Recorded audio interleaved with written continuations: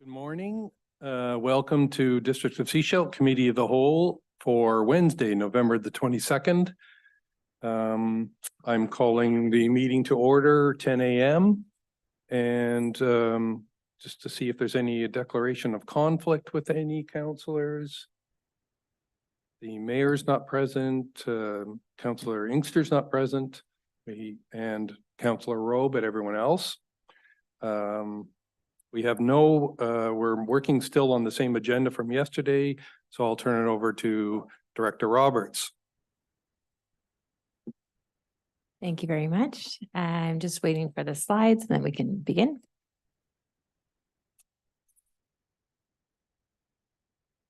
You did receive, 1 minute, there'll just be a delay.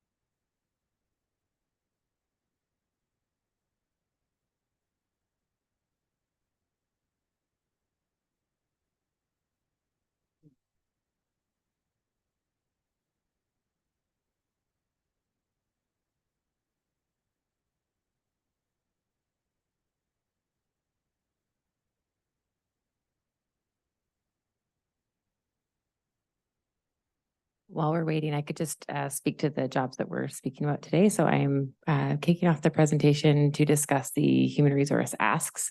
And by priority, we're looking for 2 parks maintenance laborers, 1 development technician or engineering technologist, the facility maintenance labor, community safety coordinator, as well as a public works laborer. No worries.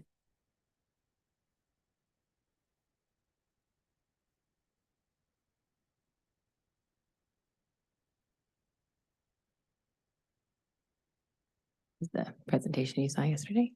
Okay, here we are. It's just a presentation that I added from yesterday. Thanks.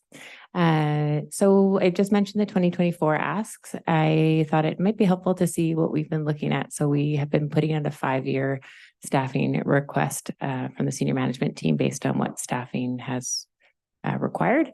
And so in 2025, some of the things that we didn't think we're going to work for 2024 have been pushed into there. So the asset management technician has been on the list since 2023. We'd be looking for a planning technician, payroll coordinator, and that's splitting out our AP and payroll, systems analyst, IT. That was one that was on the list for this year as well. That would be helping our IT analysts currently, and they'd be doing more help desk work. A manager of human resources. So last year, the director of corporate and community services was approved. However, we didn't replace the manager of human resources. Community safety coordinator. That is a mistake. That was meant to be a municipal one. So we were looking at a CSO based on the report that we had contracted out to have as a municipal employee. And so we haven't determined if that's going to be on the list or not, but if we move in that direction, we'll either land with RCMP or with the District of Sechelt. And then an administrative assistant for corporate and community services. In 2026, we're looking to have an occupational health and safety coordinator. We currently have our WRC manager of wastewater who leads our safety committee. However, we're all doing it sort of off the side of our desk and doing the best we can with contracted services.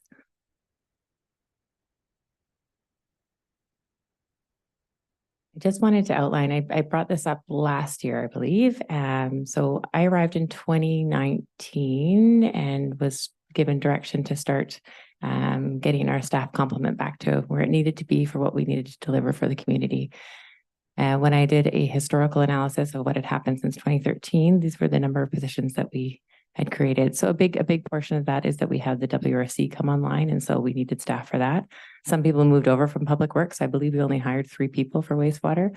And then we had a community safety coordinator, or sorry, that was the community coordinator. That's Lucy's job. Administrative assistant, building inspector, manager of planning and development, director of engineering and operations, that moved from a manager role into a director, and then an accountant. So in total, over the 6 years, we added 10 positions, which is very small and didn't meet the needs of the time. So looking at the parks, I wanted to just go sort of beyond the business case, but this is highlighted in the business case. So the parks labor position, again, we are currently staffing 1 person through casual funding full time. So that position is already being utilized, and we're just asking for the fundings to continue that so that we can free up our casual funding. So the second position that we're looking for is to increase the productivity, enhance service quality, cost savings, and improve public spaces. One thing as I was reanalyzing all of this since yesterday is the need for asset renewal and to be considering our assets. We have been known for, and to no fault of our own, we're trying to save taxpayer money, to not be hiring the staff that are required for the district, which means that we're punting the problem down the road, and it creates a much bigger problem. And so now this is what's happening with some of our parks. You'll see it in our fields. And when I get to talking about engineering, that's the case there as well as with facility maintenance. So really all of the positions we're looking for this year are to make sure that we can decrease our costs in the future and save the community from those costs. So municipal comparators for parks, and this statistic from Parksville was actually 2021. So they have a population of 12,514. They have trades irrigation people and 3 gardeners similar to us. And then they also have 7 laborers. So the big difference for them is they have someone dedicated to irrigation.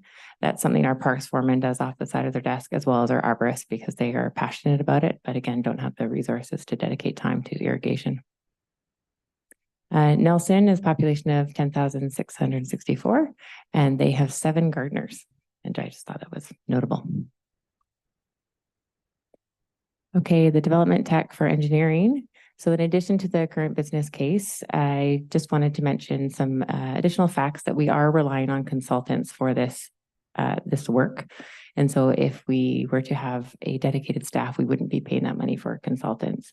And it does come out of a separate budget, but if you were to look at the comparison, we would be significantly saving money with our consultant fee.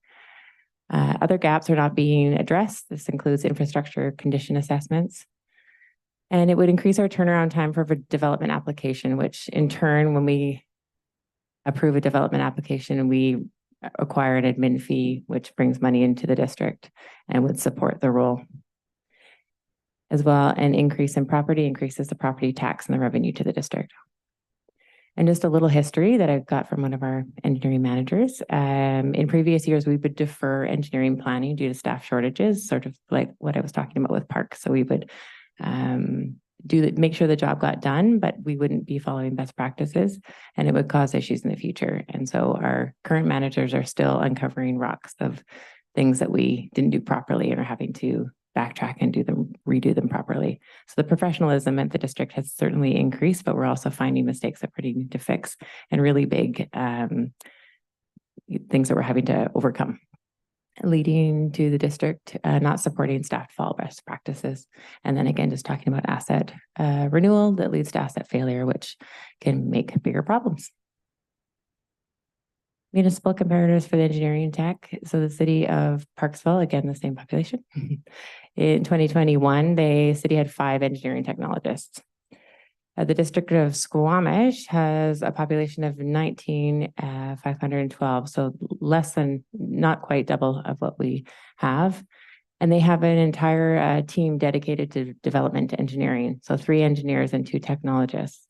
So currently we have Megan, who is one of our managers of engineering, but doesn't do development engineering full time. She's more of a generalist in this area, so is doing more than just the development engineering. And then we have 1 engineering tech that reports to Megan, who again is more of a generalist, so doing other things like driveway permits and not dedicated entirely to dev tech. My apologies. apologies, this one's a bit smaller. The facility maintenance labor, so just again, beyond the business case, for approximately 10 years, the facility maintenance support role was paid for. So we had a contractor that worked out of Rockwood, and the contractor that was doing sort of the scheduling and the things for the different facilities was paying out of their own wages to have a support person. So this was sort of uncovered. Once that was uncovered, we created Lucy's role. So she's our coordinator that is working with all of our facilities. But that was the contractor was doing Lucy's role and also was paying the support to the district. And so we have a facility maintenance labor at the time, and then we had somebody paying out of pocket to support this person. And that person, obviously, once that was uncovered, was no longer working for us. So we have the two positions that we had 15 years ago without the support, the additional support that we had 15 years ago. And we have increased infrastructure. And again, if we look at the way that we treated some of our assets in the last decade, we are uncovering a lot of things that need to be updated. So again, a lot of our buildings are at that 20, 30-year mark, and we're needing to work on them, but it's not like this problem is going away. We have more infrastructure than we did 15 years ago. So one of our the facility maintenance labor that we have currently, or the facilities maintenance technologist, he is now doing more admin work. He's getting pulled into budgets because he is the expert. He's the subject matter expert for our facilities. And so he's doing a lot more admin work than he used to do. And we have less boots on the ground. And therefore our facilities have potential of failing.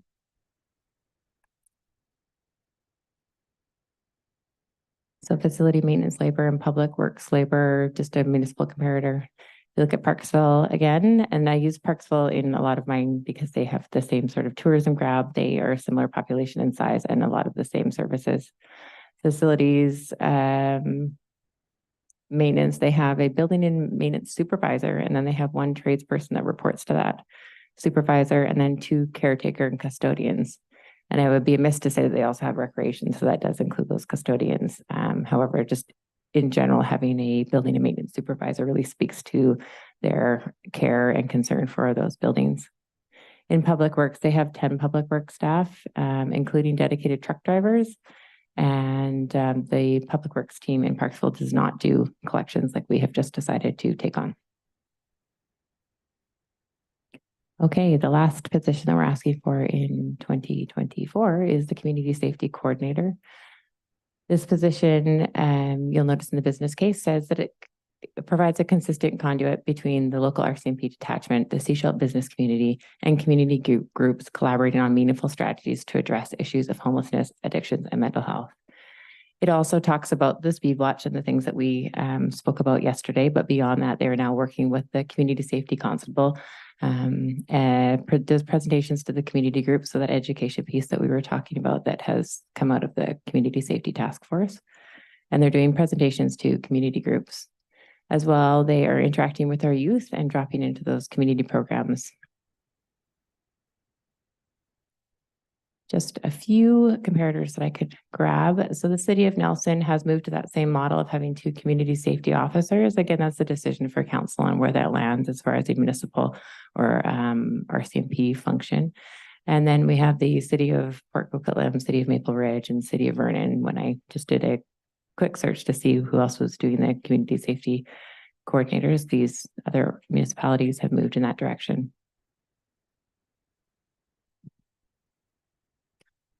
That is the end of my presentation.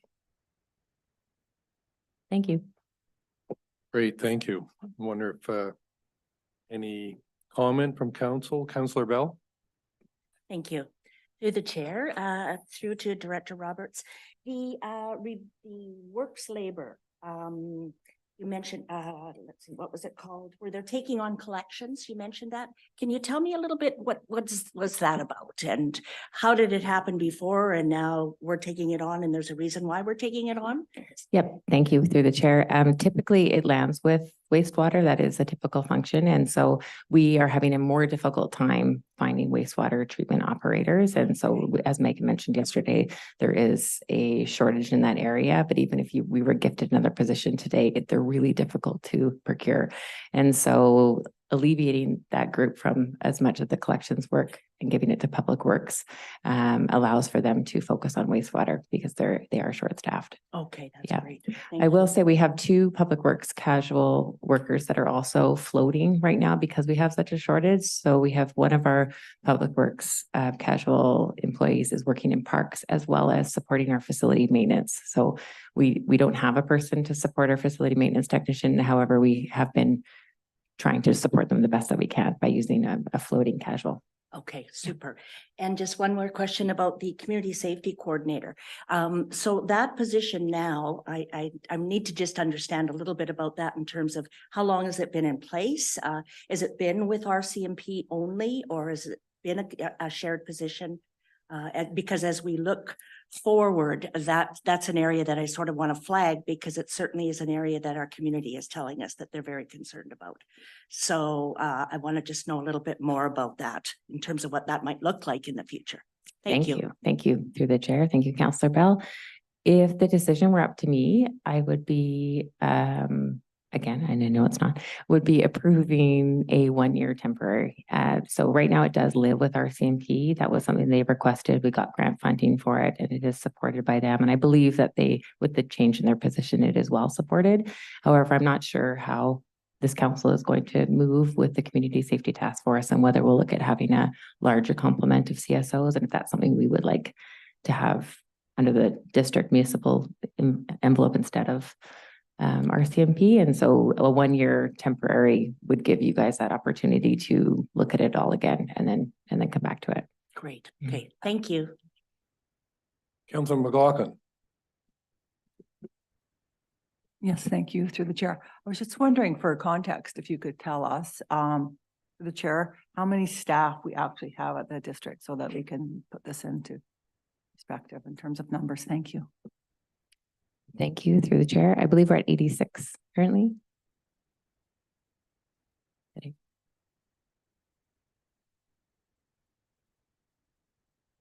Councillor Toth. Thank you, Chair. I'm not really sure who this question's for, so I'll direct it at you and we'll see who answers it. Our public works staff, when they work on collections, their wages are being charged against sewer, which is great. I don't think that the general taxpayer should be subsidizing sewer specifically. But when we look to add another public works operator, it's being suggested to be funded from taxation, but it's expected that they're going to be taking on more collections work. I'm wondering if that position shouldn't be either funded by sewer or cost shared between taxation and sewer, just as a transparency measure. Thanks. Right.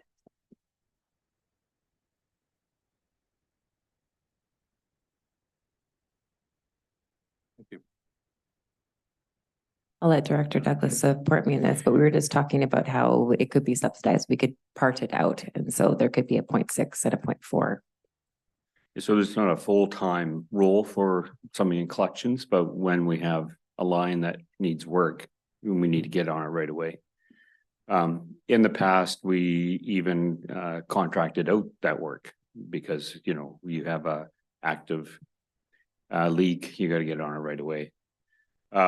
So the wages would be split between the two, sewer and general. But any time they're spent in sewer would be funded from sewer. Thank you. I'll throw in 2 points if I could. In the budget package, do we have an org chart just to follow up on Councillor McLaughlin's point? We do not. I was trying to pull that together for today, so I could probably get it to you by the end of the day. It'd be a really good part of the budget package, just helpful in following along changes in requested staffing. The second point, I wonder if it would be helpful. You're saying in a couple of the positions that you're recommending hiring, there's going to be a savings in casual or in consulting costs. Would it help to sort of pull out again bullet point to show what the savings are, contrasting that with the sort of suggested added human resources costs? Certainly, we could get that number for you. Thank you. Thank you. Councillor Bell. Yes, through the chair, adding to Councillor Shepherd's question around org chart. would it be possible to also add whether they're FTEs or part-time, that type of thing? Thank Yes. you. Excellent. Anyone else on council with thoughts on human resources? Councilor McLaughlin. Yes, thank you through the chair. I'm just wondering if there have been any potential savings in FTEs with the use of new technology in that. I mean, jobs change over the years and we can't just keep adding to the pile that we have. We have to change what we do and the purpose of those piles. So I'm just wondering if there's something there that we can appreciate and get some information on. Thank you. Thank you for the question. Through the chair, we have been looking, so we were looking at adding to the community, corporate and community services and having an admin. We did add a deputy corporate officer previously, but we recognize that eScribe is going to be streamlining some of that. And so we won't need that additional staff person quite yet. Like I was mentioning in the presentation, and I don't mean to sound dire, but we have been running short for a number of years. And so there hasn't really been an opportunity to cut or save or consider saving because we've been running short.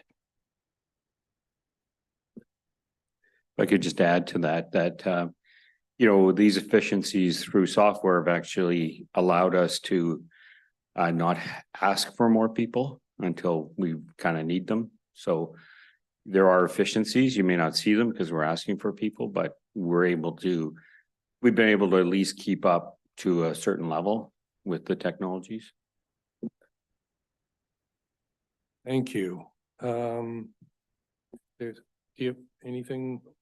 All right, moving on then past human resources. Thank you very much.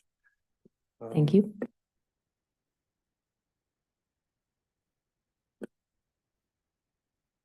Oh, sorry, Director Douglas.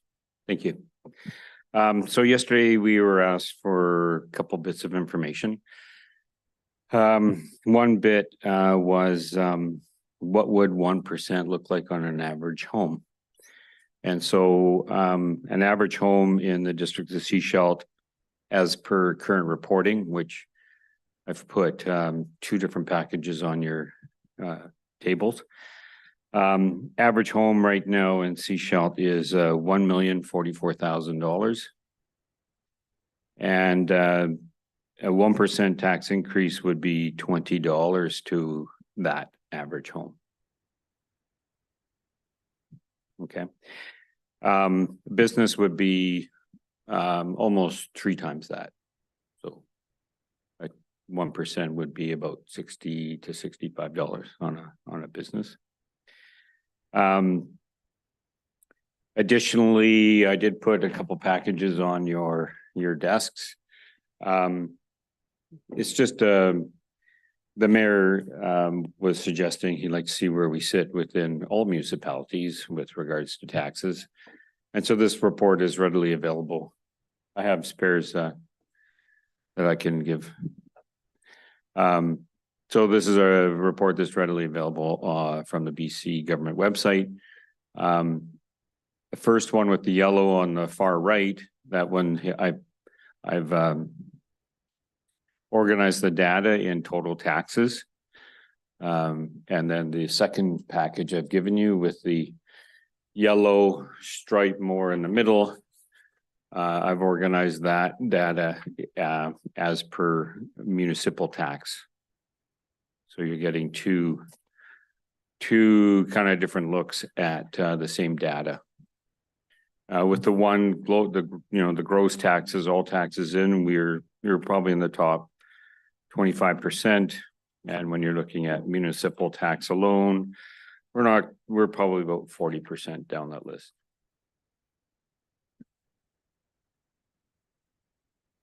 Great, thank you. Is there, not sure what's next on the agenda for the budget package or? Okay, so we started, Sorry. Councilor Sorry, through the McLaughlin. chair, just a question about our taxes.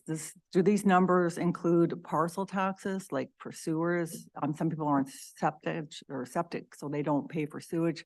Whereas I do, for instance, I live in the village. So I'm just wondering if these numbers take that into account, because if not, in a lot of our cases, then that's kind of an apple and orange comparison in that regard. I just They do wanted to know include. that. They do include? Mhm. Okay, so municipalities that are fully sewered and that would reflect the fact that they all have sewers. Whereas ours reflect that some of ours do and some of ours don't. Yeah. Yep. Thank you.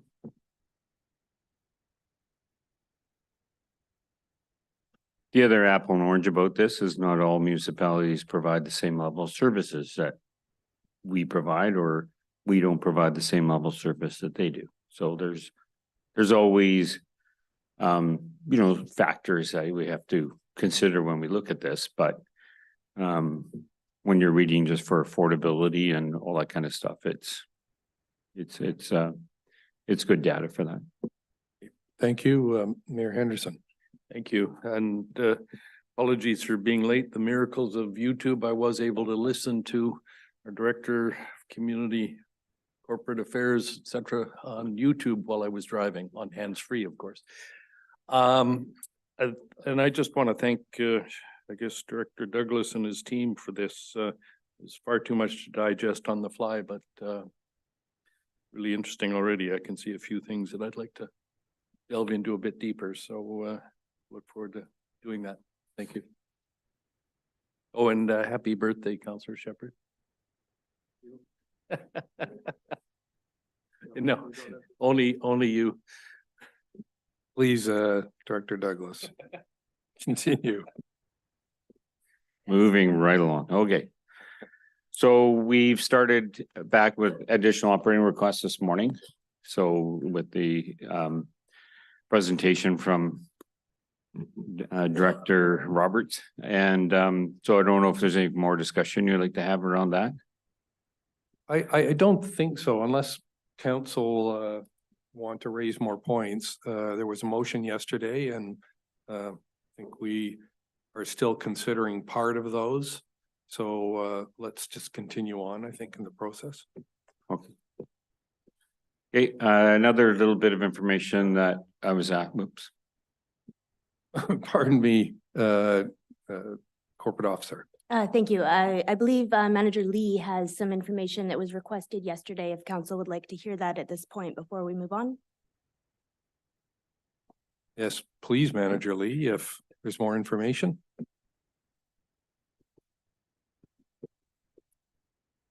Thank you. And through the chair, I just have some clarifications on the Ergens Creek head wall that was requested yesterday. So the question was, are there still property acquisition or property rights issues? My understanding it is in private property, and we would need to either acquire property or right of way as part of that work. So that's still ongoing. The project is designed in the conceptual phase. Detailed design is still required. And the additional funding is to address some of the environmental and fish bearing needs that are associated with this fish bearing creek. So that's what the additional funding is for. Thank you.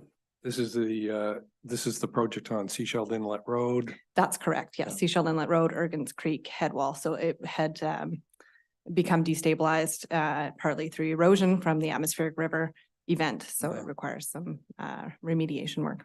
$25,000 item. Thank you. Additional, yes, there was funding from 2023. So, thank you. all right, Director Douglas. Other information that was asked for yesterday was a little bit about benchmarking on reserves. And two little bits, the GFOA recommends, kind of they have a rule of thumb of having 2 months worth of operating reserves set aside. And that's based on the previous year's revenues. And so in our world, that would be about $3 million. We do have a policy currently, and our policy reads 5% of the previous year's revenue. And in that value, it would be about $900,000.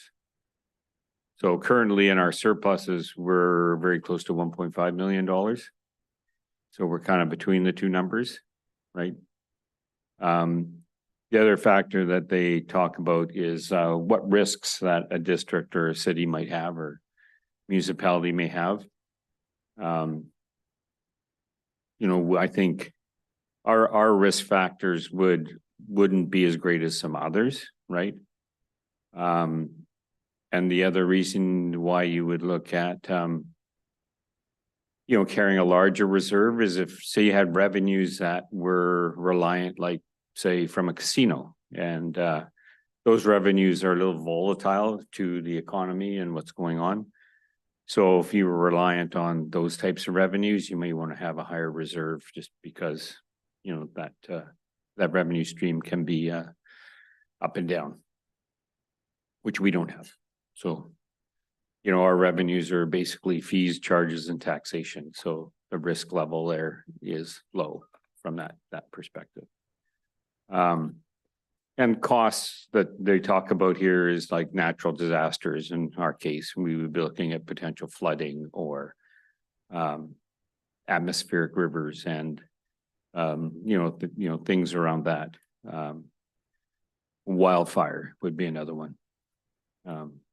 Earthquakes, hurricanes, which we don't usually have in Sechelt, but I guess they're possible anywhere. But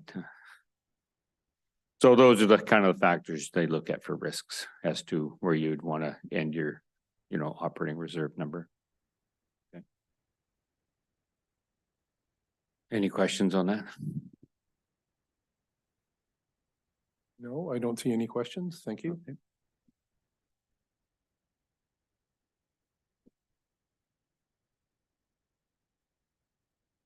Okay, so do we want to move towards capital now, or do we, like I suggested, we don't want to spend any more time on additional operating requests at this point? I'd suggest moving to capital, yeah. Okay.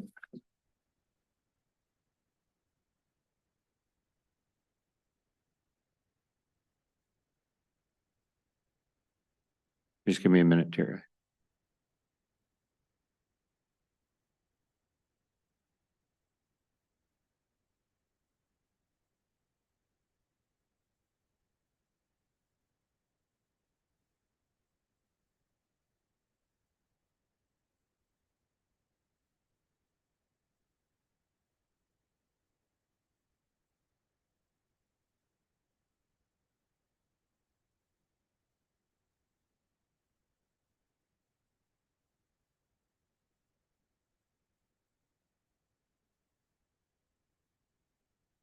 Okay.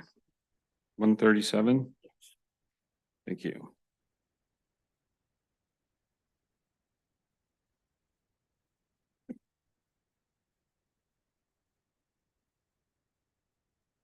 Okay, so if we start with capital, we do equipment replacement usually every year. The assets that we look for are vehicles in this case that are declining. In number one, their age is a little bit older and the equipment is declining. There is one ask for a new vehicle for bylaws in that ask. So I guess my approach here is we'll go through them in the groups like equipment. I guess we'll ask first if there's any other questions on the equipment and then what council's comfort is with the items. You're asking about equipment right now, right? Yes. Council, any questions about Councillor Toth? Thank you. Looking at the first line there, the MFA financing for $300,000. I'm obviously that's repaid with taxation in future years. Just wanted to highlight that, it's being paid for with a loan, but we still got to pay the loan. So thanks. And perhaps another question attached to that. That's relatively short-term financing, I would guess. It's 5 years. Yep. And that one is for the flail mower. The flail mower is a larger dollar item. And yeah.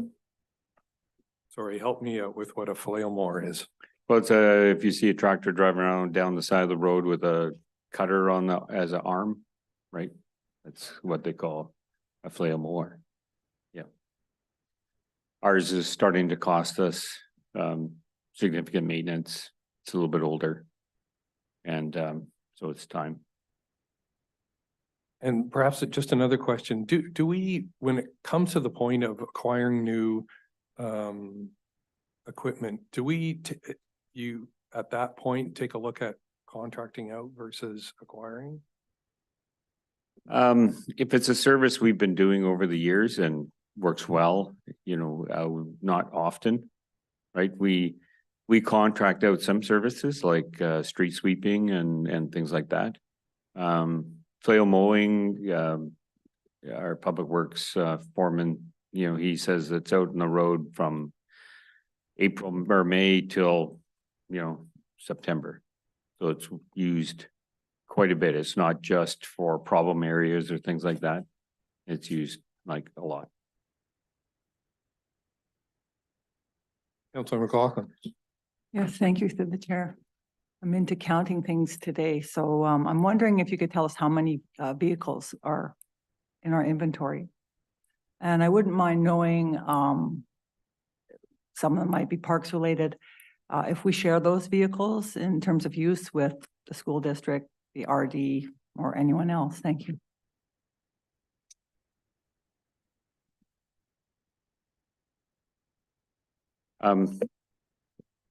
So I don't have the number of vehicles off the top of my head, so I'd have to look that up. I don't believe at this point we share too much with the use of our vehicles or our equipment. We don't have any agreements to do such at this point. For instance, I think in here is a bylaw officer vehicle.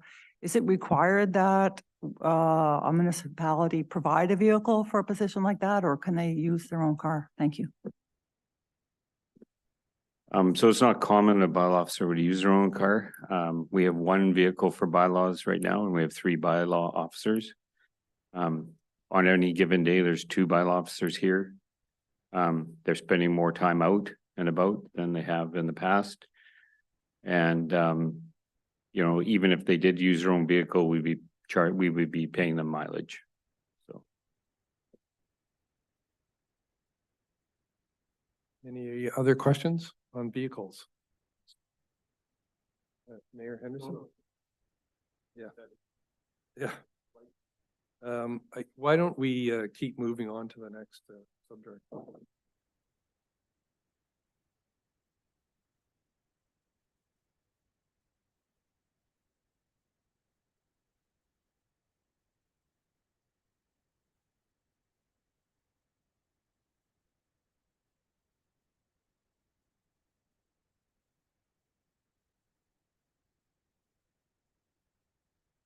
I believe page 184. It's in the report cards under fleet. There's a list of the vehicles that we have there. 23 pieces of equipment, 17 parks vehicles, 3 WRC vehicles, and municipal hall, there's 5 here. Sorry, page 184 in the agenda? I think should be your page 184, because it should say when.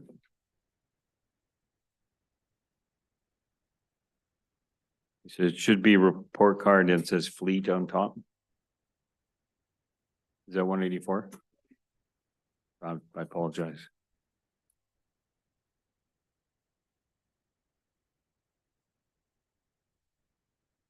Thank you. Shall we move to parks and community infrastructure?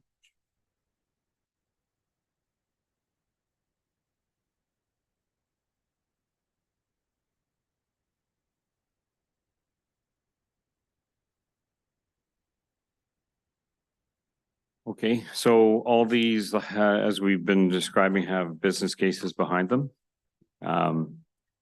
So parks and playground improvements is one that's probably been neglected for many, many years.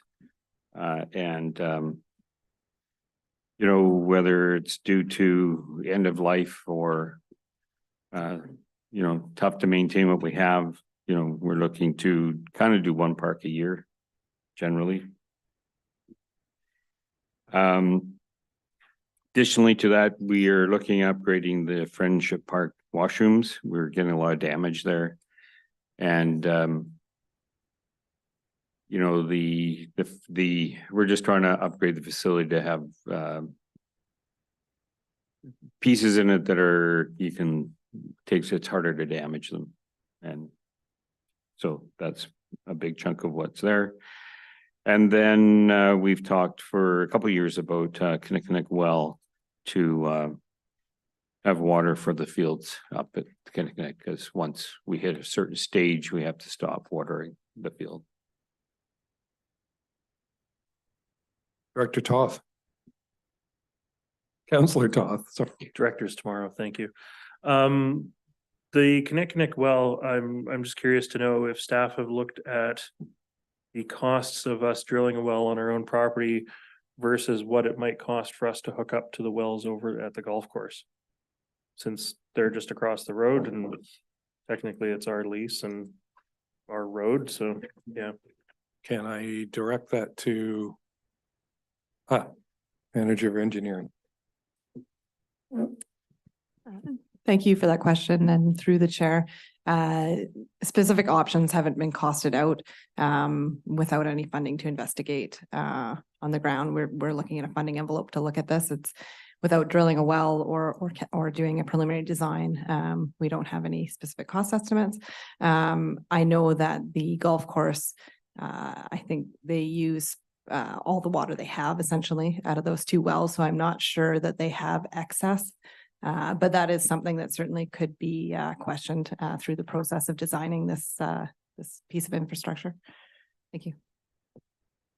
Okay, it's a great question. Anyone else have any questions on parks and community infrastructure? Councillor Bell. Thank you, through the chair. And this is more of I guess a process or protocol question. How do we investigate that further in terms of putting that onto to the plan in terms of that action? That's really a council, like a process Yeah. question, right? Yeah, In terms of budget, do we hold on that item while staff explore it, or any comment? Mayor? Thank you. I think the fact is this is a placeholder, right? We don't really know how much the well would cost, or if we would, for that matter, be availing ourselves of that, the wells on the golf course. So that's my way of there is a question mark at the end of that statement. Would that be a fair categorization? Sure. Please, Manager.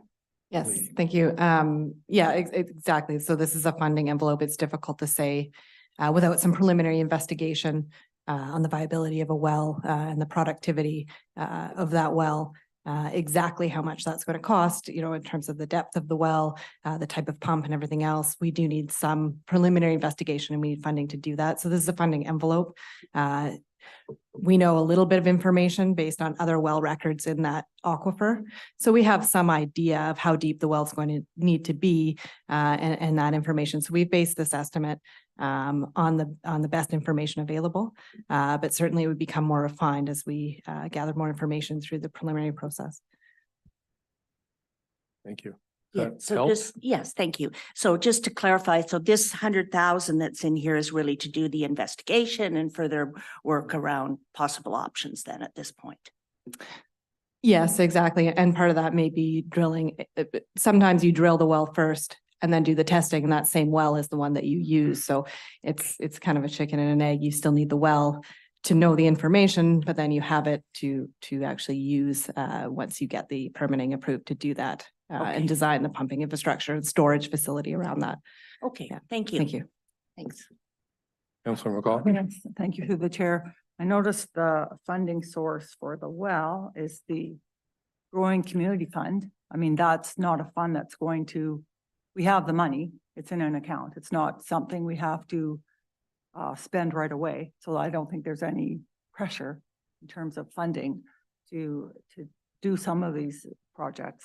But I'm just concerned that there is no real you know, more firm costing. It's a placeholder for something that we haven't really talked about our strategic plan and what the priorities are and then what the priorities are for that fund. So I'm just kind of concerned that there's a lot of these little placeholders, which is why I was asking for, you know, a list of the projects that are funded by this. So last night I did go through and get a little more familiar with these because, you know, adding, I think, you know, we only have what, 8,000, 6,000 folios. We have a small tax base, really. So, and we have to maintain our operations. That's a certain amount of money, right? So I'm just concerned that going forward with each of these projects, knowing the amount of unfinished projects we have and carryover projects that we have, new projects like this proposed without really much to go on. It's kind of like a wishful thinking budget in that regard. So I'm going to be looking to keep the taxes because everything we add, even in terms of staffing, that just gets carried over year after year. Not that the staffing isn't worthwhile. And that's why I asked for staffing if we can, you know, look at what we've had, the jobs in the past, the jobs in the present, and then think about the jobs we need in the future. And also where we will spend this kind of extra windfall money that we got. So although, as the mayor pointed out, that is everybody's money, but it's everybody's money. And even for parks in particular, I don't believe we pay for, through the chair, I don't believe we pay or that park users for fields pay for the use of fields. It's something that we've generally, you know, it's been a given that that's part of recreation. But if we're going to start doing wells and things, we might have to start looking at where money is coming for that. Thank you.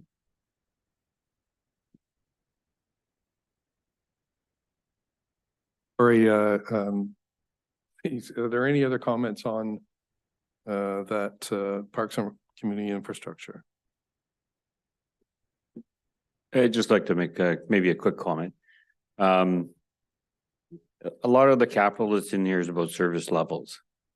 They're not wish list items.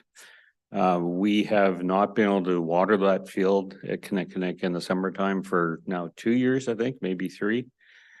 And the Kinnickinnic, one of the fields has been closed for a significant time this year because of the condition due to lack of proper maintenance and that water basically.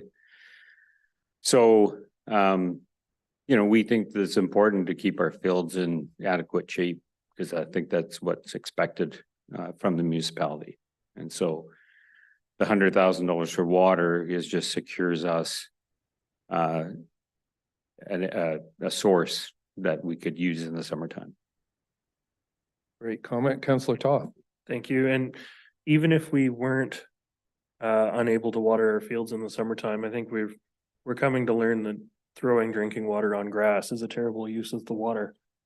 So I think it just diversification of sources, diversification of options, greater resiliency. You know, we don't have to worry about stage 4 in keeping our sports fields going. So I'm fully supportive of moving forward with an alternative water source for Kinnickinnic, whether it's a well we already own or whether it's a new well. Thank you. Oh, good points. I'm just concerned with the number of wells we're looking at drilling, but Councillor Bell. Through the chair, and just one, I'm curious around the usage of the Kinnickinnic field. Is it used a lot? Is there people that are really missing this field? I'm sure they are. I'm not questioning that, but I'm just curious about the usage. Yeah. Thank you for the question. Through the chair, yes, we get a lot of public feedback when we close the field. So from soccer to baseball, that's just to name a few. We get a lot of pushback. So they're using something else, or they're having to use something else, or Or they're not using anything. And it is a Okay. coast-wide problem. It's, you know, it's something that like even just this summer, they were playing on elementary school fields, striking agreements with Okay, the school district because there wasn't enough. okay, excellent, thank you. Great. Any other comments? Let's move on to the Sorry. next. Yeah. Councillor McLaughlin. Right. I just want to highlight that, you know, the issues we have with fields are due to drought. I think everybody understands that. And also with our strategic plan, the main ideas are sharing and caring. So yeah, we do care about people's health, but we need to share the fields maybe more, maybe make some more relationships with the school districts and coordinate what fields we have, when and why, because that's a big field. And so drilling wells to water fields to me is quite a step, and I'm not sure it's worth it if we actually start sharing and caring more. Thank you. Okay, thank you. Mayor Henderson. I'd like to, I guess, remind council, we're talking about capital items. So if it was about operating expenses, I would have some support for, I guess, what you, Councillor McLaughlin just said. Wouldn't support spending $100,000 a year to keep a few playing fields operating? But this is a one-off where we would hopefully drill a well and be able to use it for much more than the fields, including I could see us in time with the appropriate funding, extending that to gray water or non-potable water for use in other things, including the school at Kinnikinnick and elsewhere in the neighborhood. We know there's a lot of water in West Sechelt, and so I think drilling capital items make a lot of sense. Thanks. Director Roberts. Thank you. And just a statement to build on what Mayor Henderson has said. Thank you.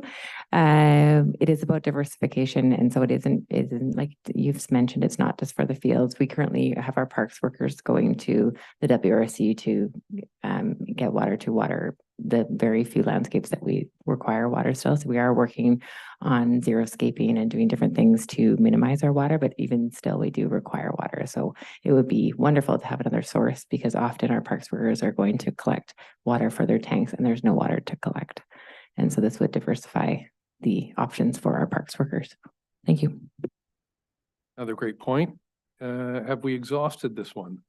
All right, let's move on to facilities then. Dr. Douglas. Thank you. There's quite a number of some small facility upgrades, but some also large ones. We've started working on phase 1 of the hall remediation. We want to add phase 2 so that we can get a little bit bigger contract and have some use some efficiencies with regards to doing both 2 phases together, right? Yes, yeah. Of this building, and then we have some other repairs at other facilities as well. Once again, there's a business case for each one. Any questions? Sorry, which page on the individual business case? 141. Council, have any question on this section?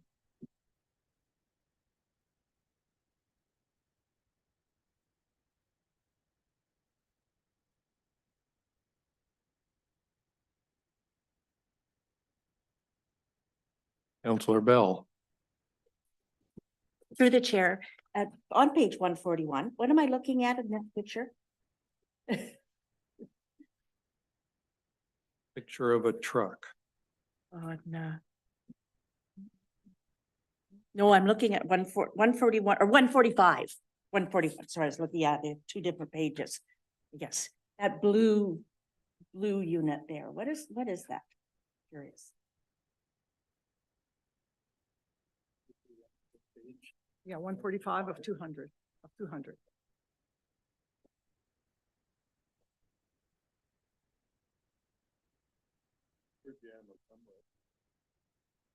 I believe it's door jam at the Hilltop building Okay. up by the airport.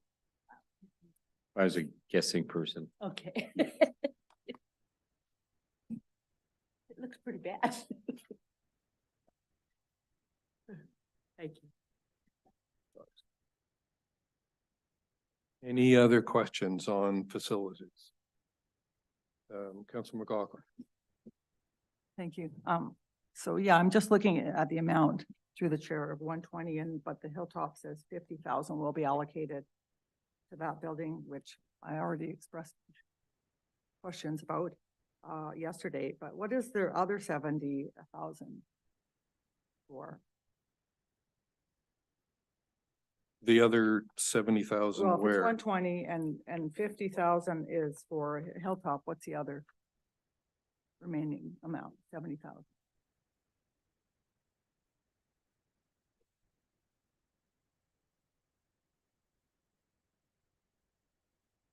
Staff in the individual building case, the other 50,000.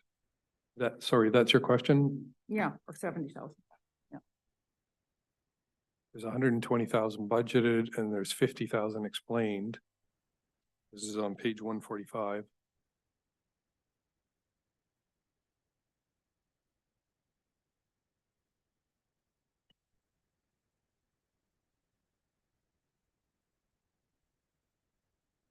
Chair, if I may just, oops.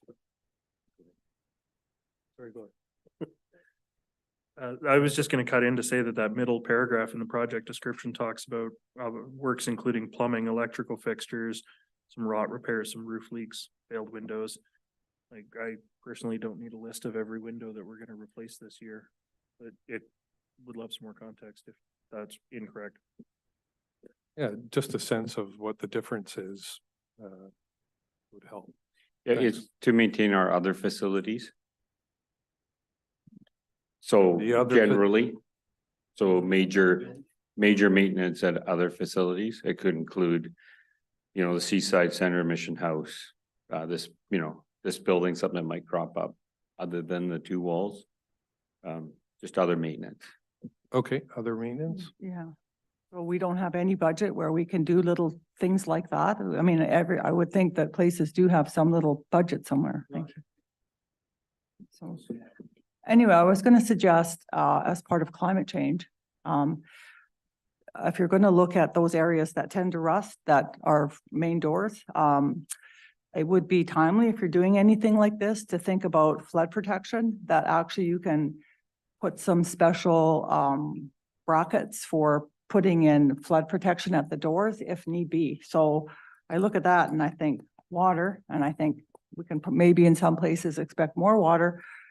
I just wondered, you know, so I don't know, maybe you could start doing a plan for addressing some of these types of problems that we have in our buildings and as part of climate change. Thank you. It's pretty granular data, but anyway, it's an Well, idea. it highlights our need to start planning and designing and operating for climate resilience. Yeah, thank you. Any other comments on facilities? Oh, your mic is on. All right, shall we? Airport. So a couple of things here at the airport, we have an older fuel pump that needs to be assessed first and then replaced. Out of the assessment, we'll get to know its useful life. It has already been a number of years there, like quite a number of years. And once again, it's something that could be regulated on us if we don't take action upfront. So, you know, if it's in, let's just say in 2 years, if it's in bad enough shape, they may say it's closed. And then we're in a different position, right? So we're just trying to do an assessment on it, find out what its useful life is, and then plan for its replacement in the future.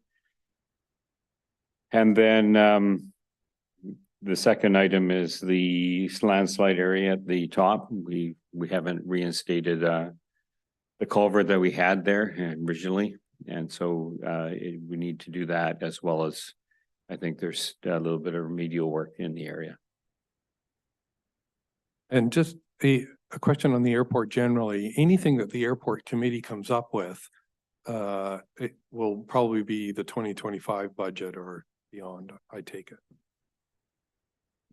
Yeah, unless there's an emergency item or urgent matter, then we'll bring it back to council with a suggested funding source. Thank you. Council, anything on the airport items? Mayor Henderson. Thank you. It's actually more about this year, but we did some logging at the end of the runway, and I gather there's still some more, a little bit of work to be done. But what are we, did that money from the logging go into, for want of a better term, the airport fund?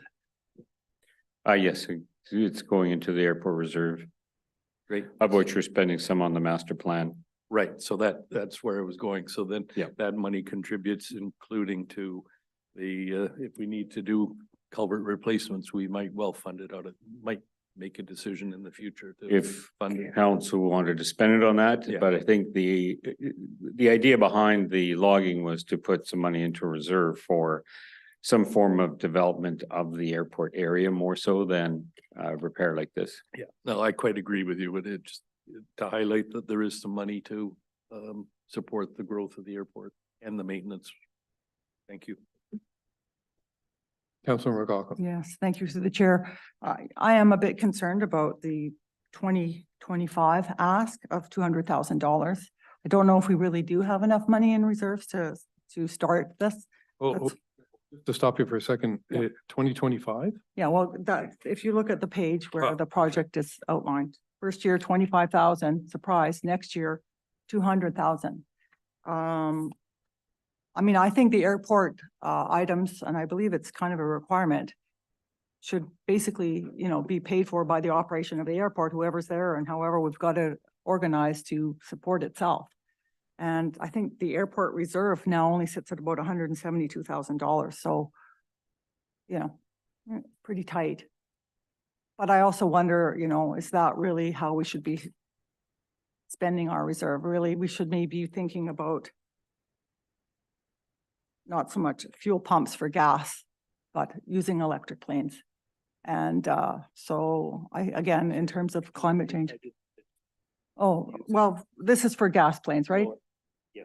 So I think we should, yeah, think about that instead of putting, you know, too much money into just status quo. Thank you. Is it, Councilor Bell? Through the chair, a question around this as well. I noticed that the priority is critical. Can you speak to that about why you think that's critical? That's on the fuel pump. No, this is on the landslide remediation. Okay, just because of the groundwater effects that we've had up there, there was a slide due to the amount of moisture in the water up there. Mhm. So we need to just reinstate that culvert properly, or not that it wasn't proper, but now that they've done some repairs up there, we need to reset that culvert to get the water off that side of the runway. Okay, so any risk management? Okay, Absolutely. okay, thank you. Great. Any last comments on the airport before we move on? Oh, let's move on then to information technology. So information technology, annually, we ask for about 75,000 for IT related infrastructure. And that's in there this year. We've split the funding into two different pockets. We had an assessment done on our server room, and we need to do some just some structural upgrades in the server room. We need to add an additional power source and a couple other things in that room, just to keep our just to keep the flow of data in a better condition overall, meaning more secured. And then security enhancements are just throughout the district. I think Friendship Park is on the list for cameras at this point. Great, thank you. Council, anything on IT? Nope, moving forward to the next. Drainage, we have a few drainage projects. We've talked a little bit about the Ergens Creek. The Gale Avenue slope remediation, that one's a risk management one, is that correct? Yep, that's a risk management one. That one is one that has to go ahead, no matter how we look at this list. And then Chapman Creek flood mitigation is also risk management. We had a flood down at the end of Chapman Creek 2 years ago now. And we spent, I don't know how many days there, putting up a sandbank or sandbags to divert the water. So we need to build that up a little bit. Thank you.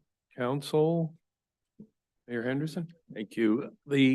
Obviously, we have to do this work, but I'm concerned, council, that we're using the growing community fund to actually maintain existing infrastructure. So I think when the time comes to get into this and the philosophy of how do we use the reserves, this is where I'll be looking at, as tough as it is, do we need to find funding from taxation for this to protect the growing community fund? You know, it's a policy decision, not a cash decision, but what's right for the community. So I'm absolutely supportive of the project. I just am struggling with where the money will come from at this point. Thank you. Councillor McLaughlin? Yes, thank you, through the chair. I mean, I agree with that. If it's critical, which it says it is, we should be able to find a regular place to find it and not necessarily have to pull from the growing community fund. They're supposed to be, you know, more about things that make our community better and lighten and help us bring forward as in terms of, you know, attractiveness and providing housing and lifestyle and livability to people.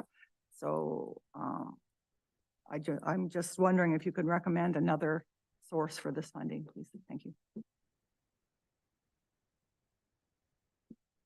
At this point, I can only recommend something different if something gets taken off the table or is funded differently. Okay, Councillor Toth.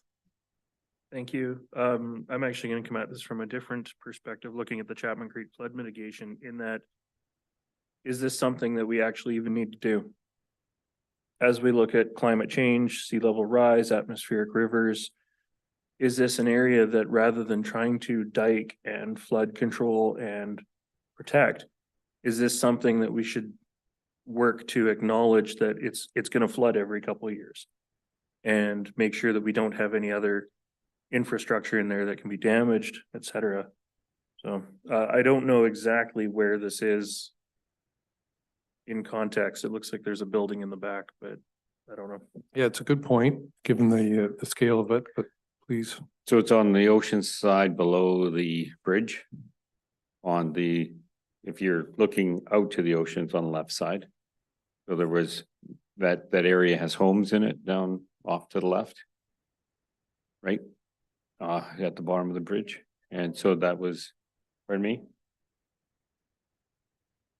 No, the opposite side of Mission Point. So yeah, so there was flooding, that the whole area flooded at one point due to atmospheric rivers. So.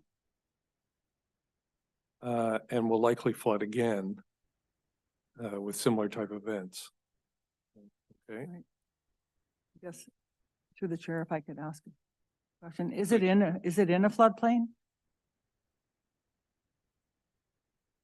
Are the houses we're concerned about being at risk, are they in a floodplain?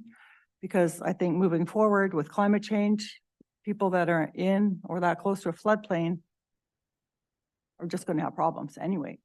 And it's not necessarily our problem. We can't control Mother Nature. So it's something, again, I think with regards to climate change adaptation, we should, I think it's a great point that Councillor Toth made, that we should really take time and look at some of these and figure out how to move forward. And basically climate, not just change, it's just the climate disaster world we live in. And so this was a kind of a disaster and we can expect more of them. Thank you. Anything else on this section? Yes, I guess so. That causes me concern, because are we suggesting that it's fine to let it flood and let the homes be, you know, impacted? I mean, part of sea level rise mitigation is, or sea level rise planning is mitigation and defending. I forget there's four different concepts around how do you address sea level rise. But this one, to me, is an obvious opportunity to seek some grant funding from some of the many new programs that are coming out. And I'd certainly encourage staff to focus on that as a way to, instead of using the Growing Communities Fund, to get some funding to do this. But I, for one, certainly am not prepared to just say, hey, too bad your house is on the floodplain, you're in trouble. Right. Thank you. I didn't Councillor, really let, say let me that. just let Councillor talk. Thanks. Thank you. Looking at the map, I think this might only affect two homes. And as the owner of property in a floodplain, sometimes the municipality doesn't make the choice you like. You know, in the floods that we almost had in 2020 in Grand Forks, we had the city putting up Tiger Dam around our property, basically. Right? They say, this is gonna flood. That's the way it is. You know, if we're only talking about two homes, they've got to come to the table if they want this work done, I think. Thanks. Councillor McGough. Yes, thank you through the chair. I did actually go back to Calgary to help with flood mitigation for schools after the floods in Calgary. And so this is where I bring up the idea of protecting doorways with flood protection and also some knowledge about studying and trying to figure out what to do with properties that are at risk for flooding. Thank you. I think everything's been said on these items. Shall we move on to general items? Do you mind if we take a 5-minute break? Let's take a 5-minute break. Okay. Thank you.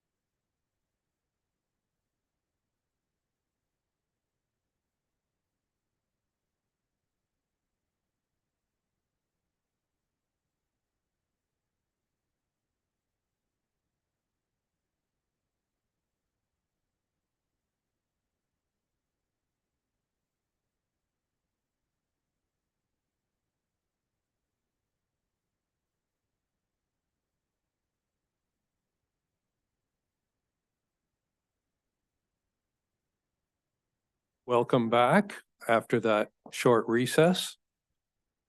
I think we've moved through drainage. I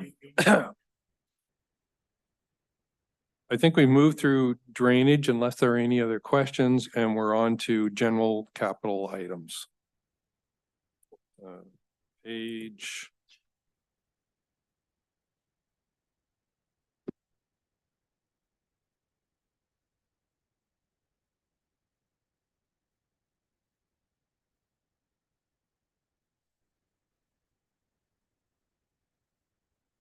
I think we're on 163. Yeah, 163 of 200.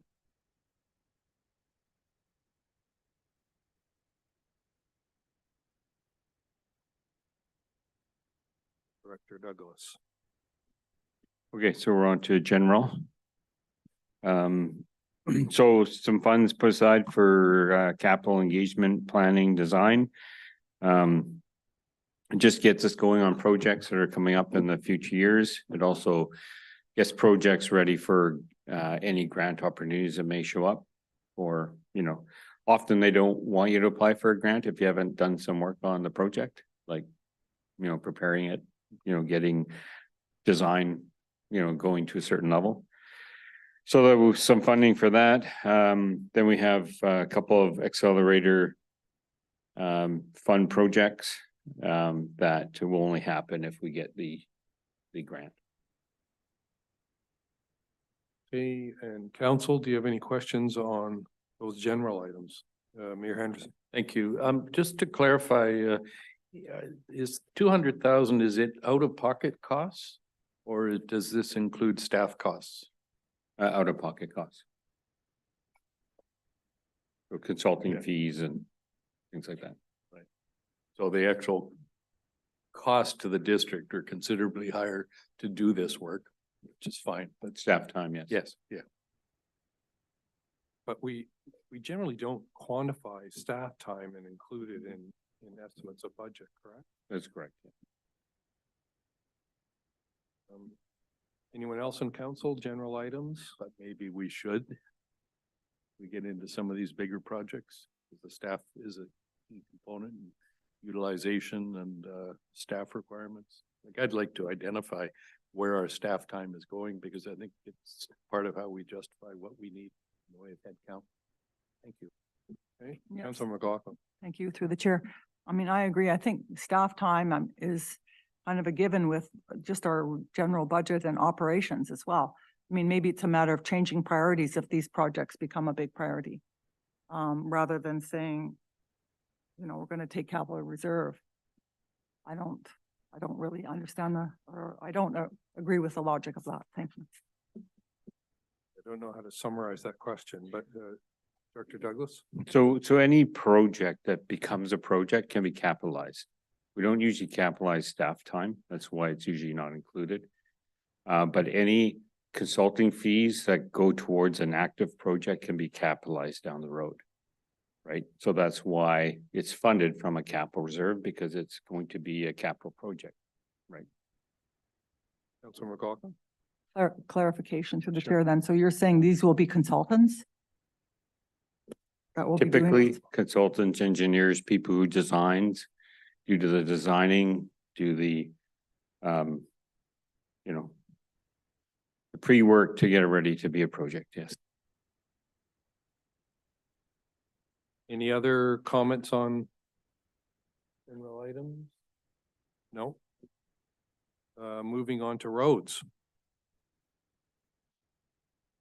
A paving program, we've been doing this for a number of years. Last council asked us to increase the number each year for the capital or the paving program. We usually have split funding. It's called the Canada Community Building Fund now, and was the gas tax money. So we utilize a sum from there and then capital reserves. We've been also working on district-wide transportation safety improvements, and there are a number of projects that you can see around town that are kind of one-ofs that have showed up, and you know, I think there's a lot of merit to some of those. road repairs, now they were getting a little more specific in Sandy Hook and then the Mermaid Street rehabilitation. Okay, council, anything on roads?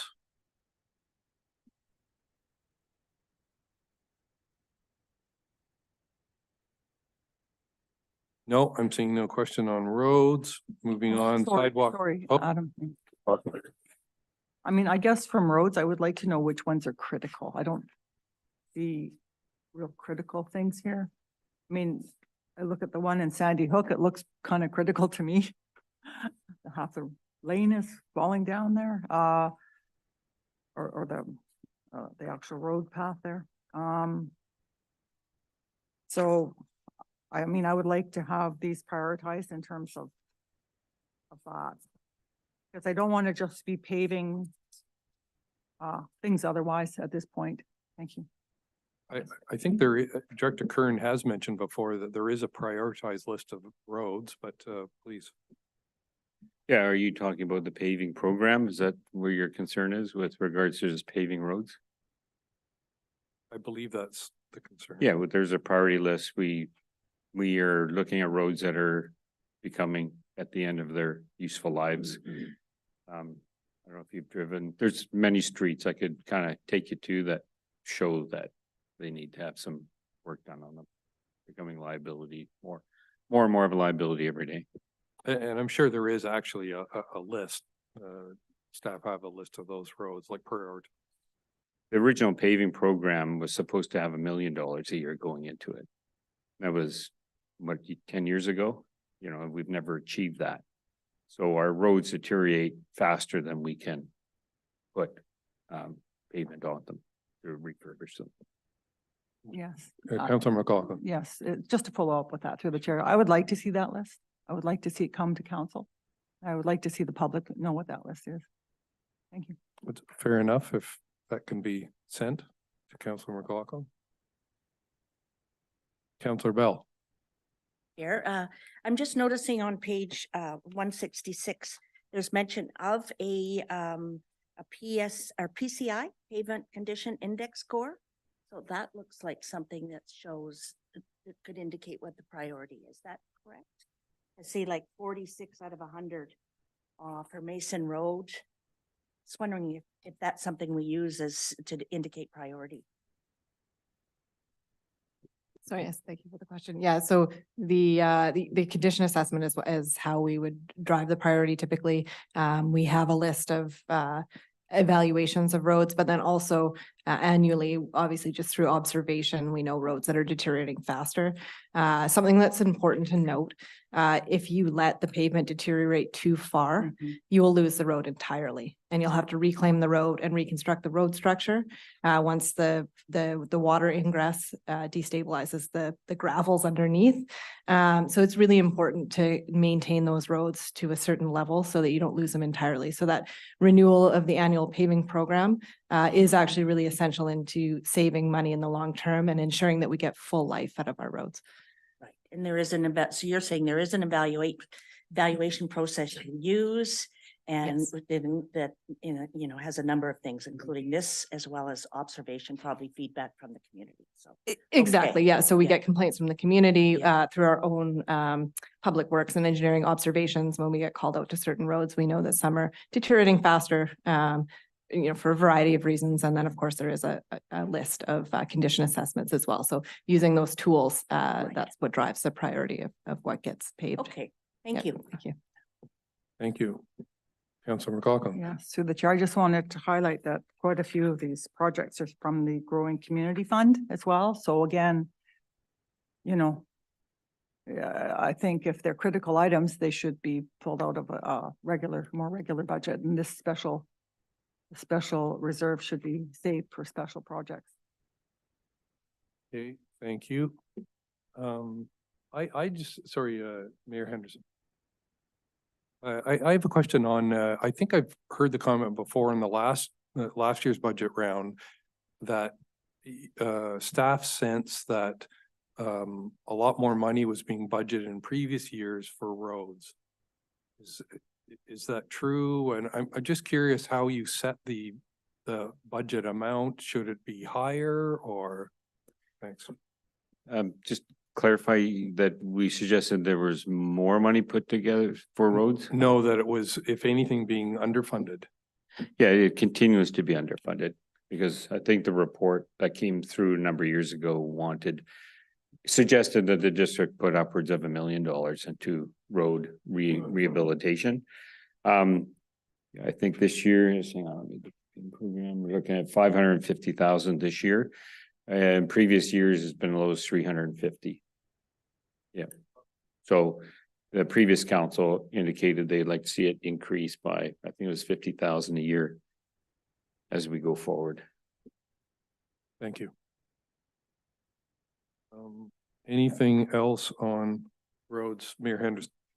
Roads and sidewalks, I want to just identify and perhaps, I don't know if there's a question in here. Trail Avenue between Surf Circle and Anchor. Part that we couldn't finish getting the whole realignment and redevelopment of trail is a key point for the community. I mean, everybody in West Sechelt, everybody to the golf course, everybody uses that segment. And I don't see it either in any sort of works in here. I am aware that it's a very expensive endeavor, but it's something I'd like to make sure is on staff's watch list, long-term plan. Yeah, it's within the 5-year capital plan. That's a DCC project, so we're waiting for the DCCs for roads to build up a little bit. And as that builds up and we get enough funds, maybe another grant as well. But it's in the 5-year plan for sure.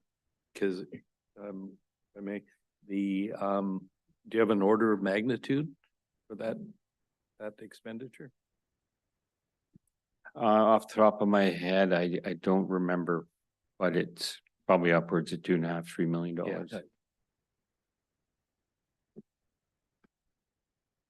Yes, if I could just comment on the Trail Avenue issue. I live in the village and I haven't really noticed that there are that many people using the bike lane aspect of it. And it was a very, expensive undertaking. Not really, I don't think there was a lot of community consultation. We just kind of waited to see, because it's at the end of my street, waited to see what it would be. I don't know what the drive is to push these at our taxpayers' expense. Maybe it's for tourism, maybe it's to link up developments.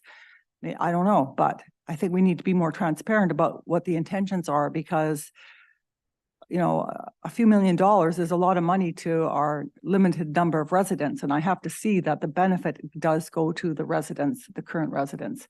And I think we need to do more community consultation with these types of projects so the community can put their feedback in, give you feedback out, and have some say, because to just have these projects just happen because they're earmarked and they're a lot of money, it's disturbing to some of us in the village because we are the heart of the community that has to live with all of this. It's construction disturbance for one thing. And what are the benefits in the end? We really do need to know. Thank you. That's a pretty broad statement. The only thing that I could pick out of that, which I think should be corrected, is I don't think those projects were done with taxation. I think it was certain grant monies. Is that correct? Well, that Trail Avenue is a DCC project / some taxation. But most of the ones downtown so far have been grant funded, the other ones. All right, thank you. Moving on to sewer collection and treatment.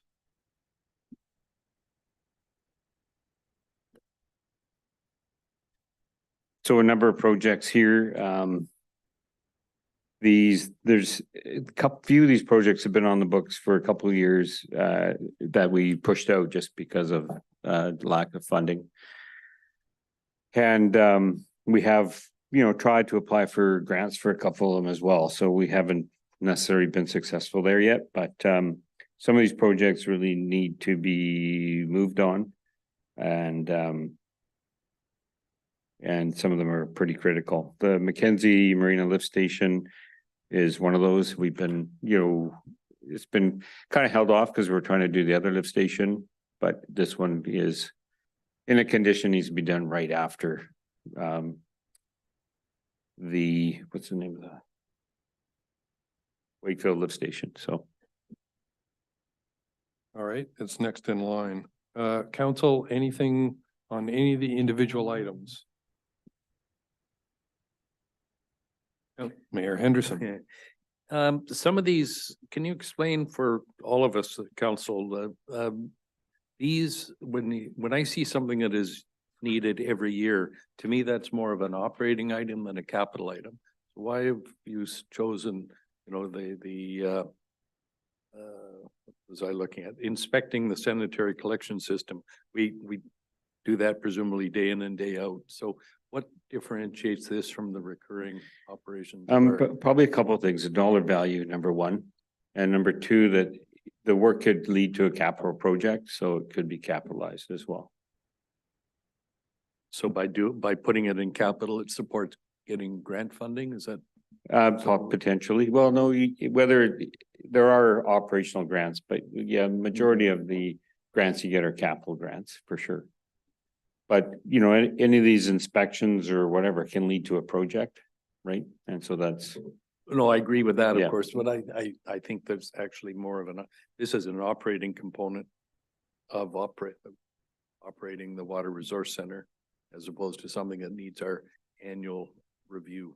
But $50,000, I'm certainly not stamp my feet about it. Council, anything else? Councillor Bell. Yes, through the chair, I think, I'm sorry, may not be a question, more of just a sort of a concern. Just about the Mackenzie Marine Lift Station rebuilt. Again, I look at some of the data here that on the business case. And the potential growth of West Porpoise Bay, what are we seeing in terms of, the West Porpoise Bay growth? Is it significant? I'm just curious around that in terms of sort of the timelines of this. Yeah, absolutely. Thank you. There's a number of projects in the West Porpoise Bay area, the Shoal Way development. Yeah. 117 units, I believe. There's another one right on the corner of Marine Way and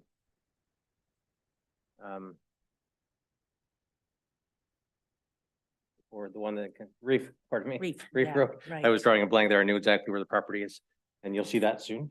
Yeah. There's a couple of subdivisions out there. There's the potential future hotel at the end of Ripple Road that we've recently received another email on to potentially reinvigorate that.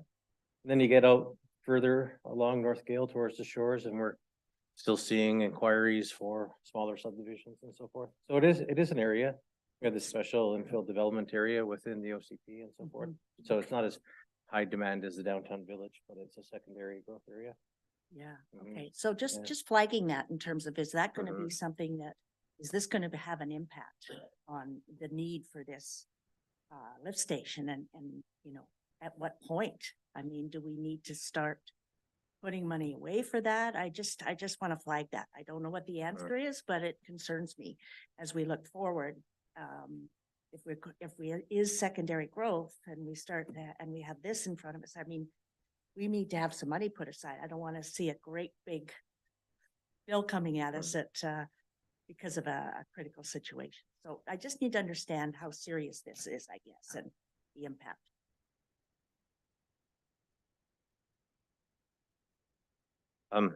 Sure, thank you.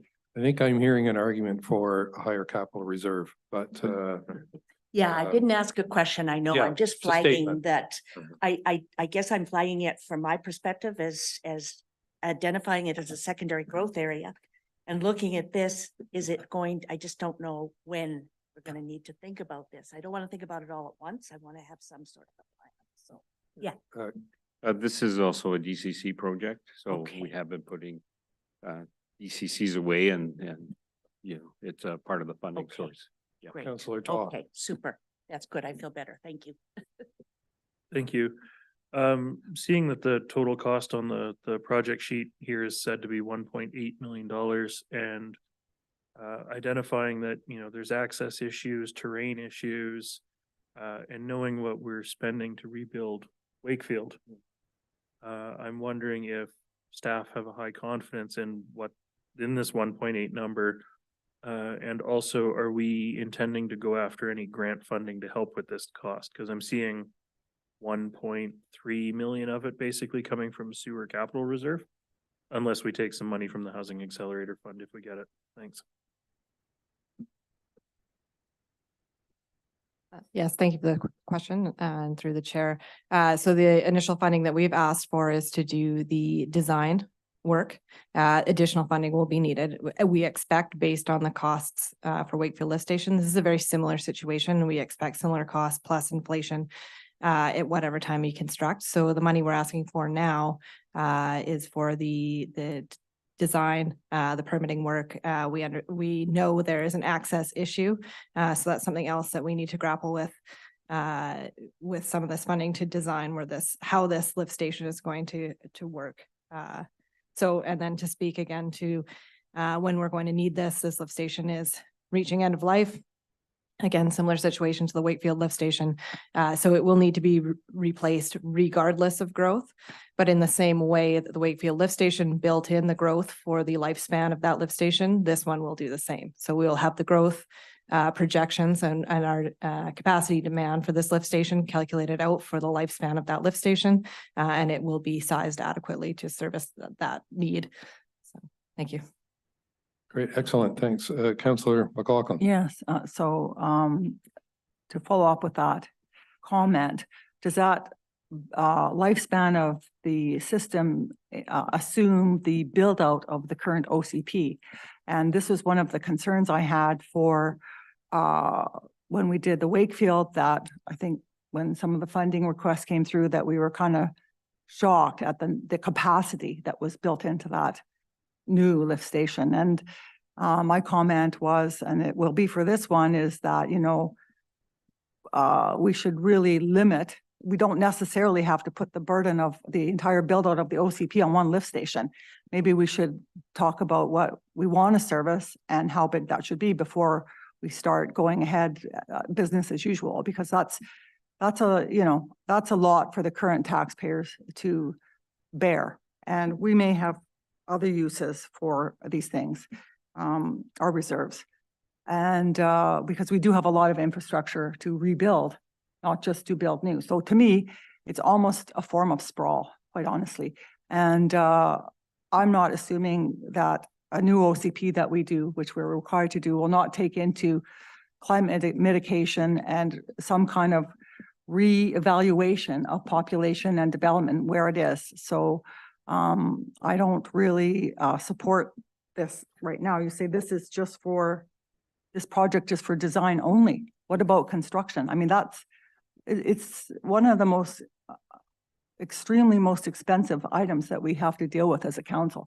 And so it has to be analyzed, I think, more thoroughly than just saying a consultant is coming in and he's going to put in some kind of safety factor, which in fact ends up being too much. Thank you. I think we hear your concern about sprawl and so forth. So I think you just, each individual councillor has to make a decision on this one budget item going forward. Is there anything else?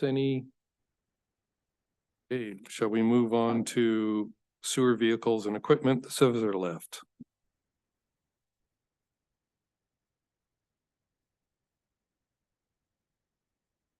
No one is jumping up and down about the sewer lift item. Mayor. Ironically, or not ironically, but I'd like to go back to the one before that, the paving at the Water Resource Center.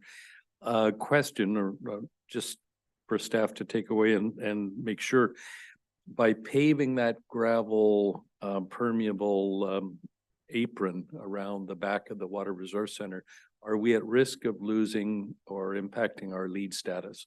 Because I think that might impact on our on the grant funding we received. So it's an open question for later or now if you can. Sorry. Yes, thank you for the question and through the chair. I can't say that it wouldn't. I haven't investigated whether it would impact the lead status. I don't expect that this one feature would affect that though. And there are other ways in terms of mitigating for that impermeable area that you're creating. So adding that hard surface and removing that permeable a matrix with gravel, we can mitigate that in other ways if that was going to impact that lead status. So there's other things we can do for the stormwater source controls that would achieve that same goal if that becomes a problem. But I can't speak to, I haven't investigated the lead status with relation to the paving. Thank you. Thank you. Councillor Toth. Thank you. I just had actually a quick note about that as well, in that, you know, when we look at paving some of these lower traffic, yes, it's still, you know, industrial, it's heavy load, but it's lighter traffic areas. Are we looking at permeable paving technologies? I'm seeing a lot of stuff coming out of the States, coming out of Ontario, for water permeable pavings. Maybe it doesn't work here, but if they're looking at it in Ontario, it's not like we have to worry about it freezing in the winter times. And so that might mitigate some of the concerns that the mayor's raised, if staff have that in their wheelhouse to consider. I turn it over to you for comment. Yes, thank you. That's certainly an option that we could look at. I don't know what the availability is in terms of permeable paving materials on the coast, like whether, for example, BA provides those products. But they're certainly effective in some scenarios, as you've mentioned. So I would be happy to check into that option. Thank you. That would be great. Thank you. Does that? That's great. Yeah. Councillor McCoggin. I just want to comment because I am a lead AP. I have done lead projects. And also it's kind of the principle. I mean, these are all principles about how to do a green building. So, I mean, after the fact to change it is kind of like going against the principles. So if you are going to do something in one area, you know, pave something, then maybe you can look at unpaving another, just to bring it back to the original intention. And, you know, these buildings are, you know, municipalities and public buildings used to be required when this program started to meet LEED standards. And so I think there is kind of it behooves us to follow through with that. Yeah, thank you. So I would appreciate some analysis of that coming to us just to confirm that at some point. Thank you. If we go ahead with this project, thank you. Thanks. Hopefully we can move on to the scissor lift.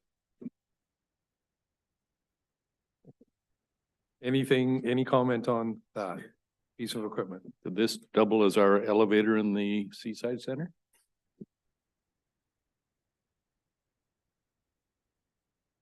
All right, moving on then, septage.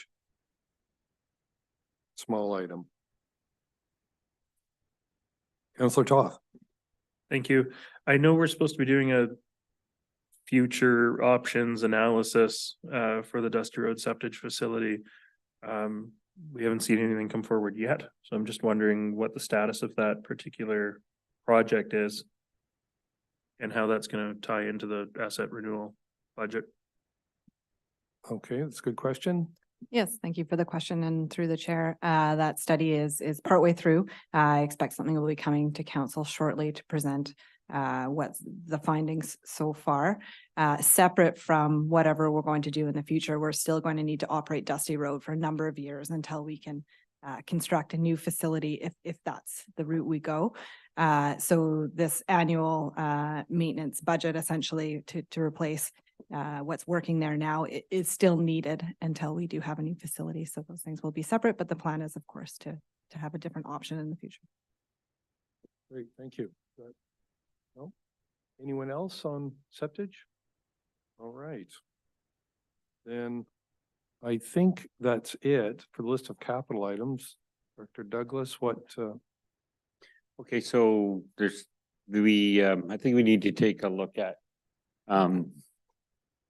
or start talking about our strategy on using reserves or not using reserves. There's been a few comments about why are we spending this reserve or not spending this reserve? And so I think, you know, staff needs to hear, you know, what you know, if we change the funding sources, we're changing the funding sources or for many projects, or we're cutting some projects and changing funding sources. So I guess, you know, we would be interested to find out a little bit about council's opinion of, you know, what reserves that they're not looking to want to spend. Question, Councillor Toth. Thank you. I forgot to mention it before, ask it before we moved out of the capital projects list, but it's still relevant. When we look at the capital reserve, the growing community fund, the community building fund, the list of reserves that we choose funding from, I know that some of it is criteria, you know, you can only spend certain reserves for certain things. But I'm just wondering if staff could speak a little bit more about how they chose, you know, the growing community fund over the climate action plan reserve, or yeah, where those balances come in from the staff perspective. Thanks. Yeah, good question. Okay, so like you were just explaining, some of them are restricted. So we can't, let's just say, spend this reserve on a certain project, but one like the Growing Communities Fund is quite open. So if, you know, we don't have either enough money in the capital reserve or the restricted reserve can't be spent on that item, then we'll look at the Growing Communities Fund as an option.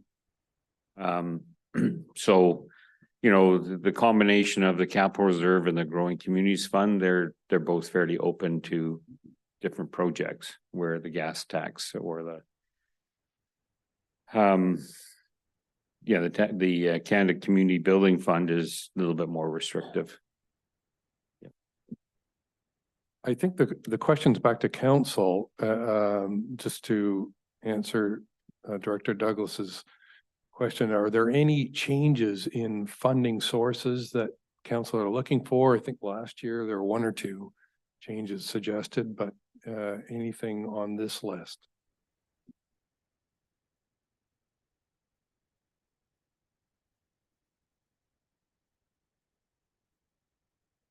Mayor Henderson. Thank you.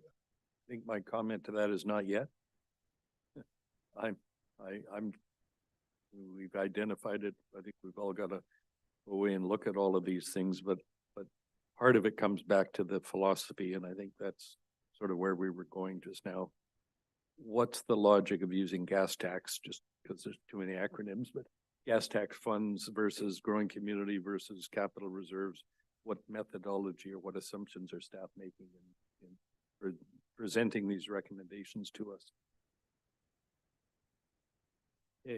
My impression is that Director Douglas has commented on that, but do you want to mention anything else?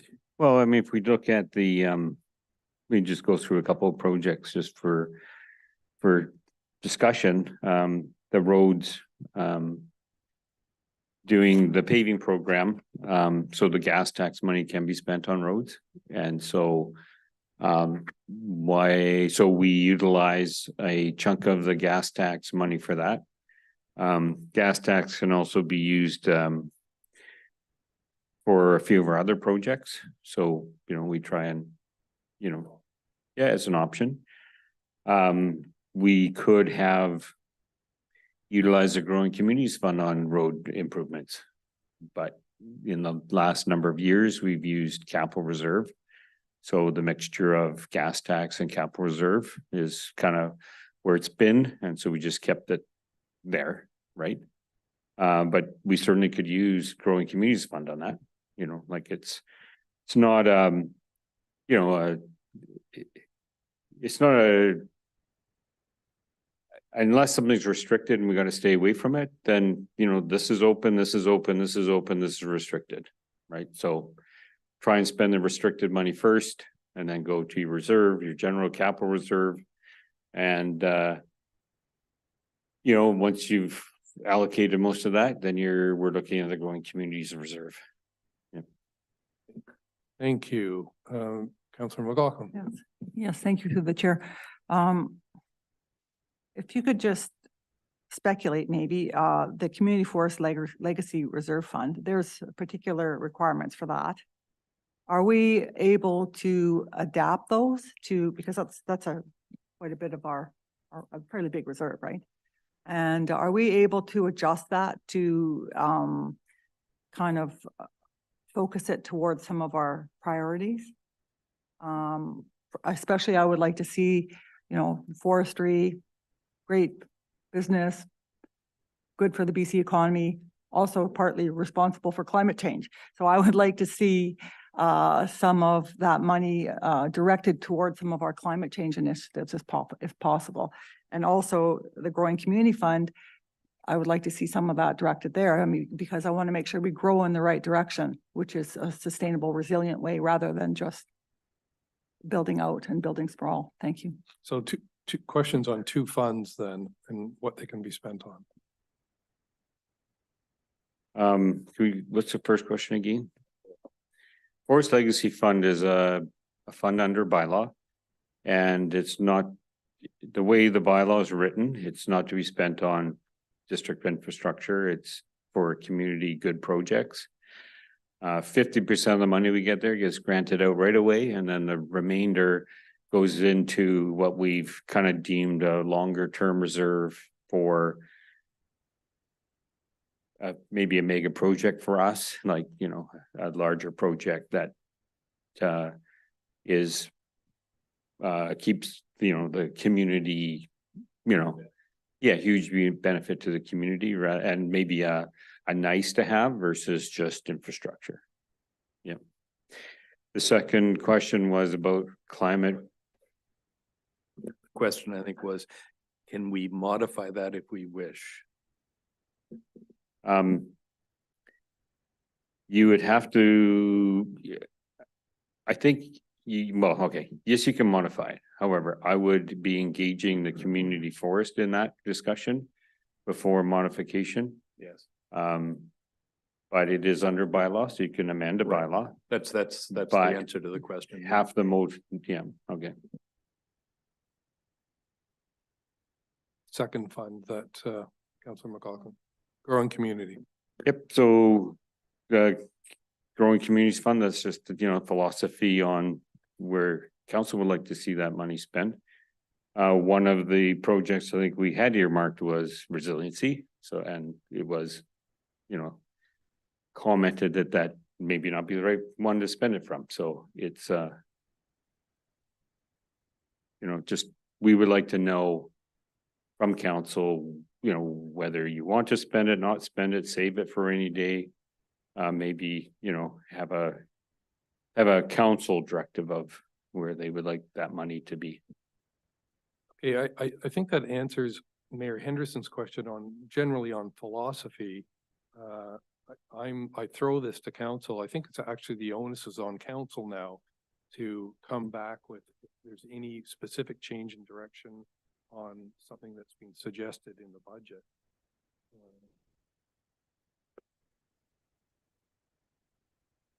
Just comment on that. We just finished our strategic plan, so we haven't really had a chance to mull that over, and I appreciate that, you know, finance has to get rolling with preparing this plan regardless and have something for us. But I had a question in terms of how many carryover projects were there from, say, 2022, or the value of those projects that were brought over into 2023, which we kind of inherited, because I kind of see a snowball effect here in terms of the kinds of projects that are really being worked on within administration. Understandably, this is how they get their work.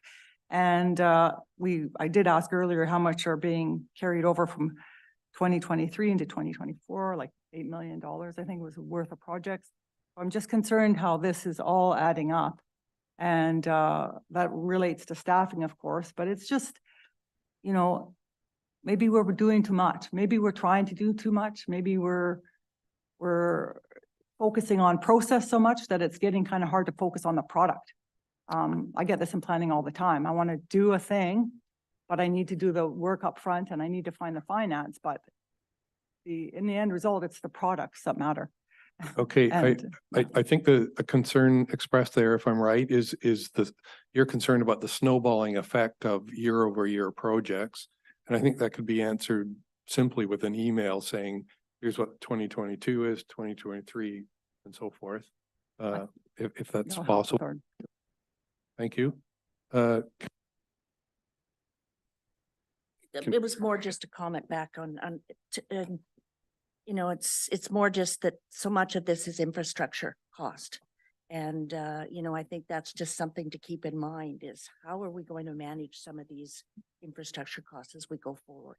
And it's not a one-off. These are long-term. Your projects. concern is staff time to handle. Staff So- time, but also the costs of infrastructure as we continue, the needs continue to grow, but also as we have aging infrastructure as well. That's all I'm flagging. Yeah, sorry, that's not a question, it's just a comment. Just,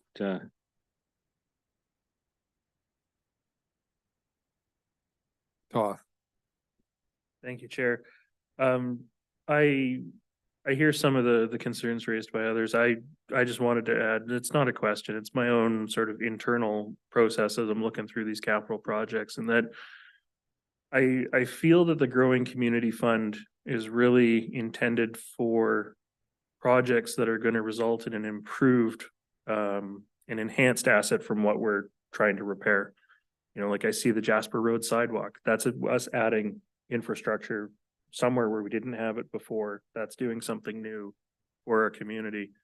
But when I look at something like road repair in Sandy Hook, you know, if we're doing something in conjunction with that, you know, maybe adding a, you know, pedestrian path on the side of the section of road or whatever, that's one thing, but I'm concerned with us using it for like replacement, specifically. Thanks. Director Douglas. just a quick comment back to the carryover. I mean, just in the last month and a half, we've spent $1.5 million of project work.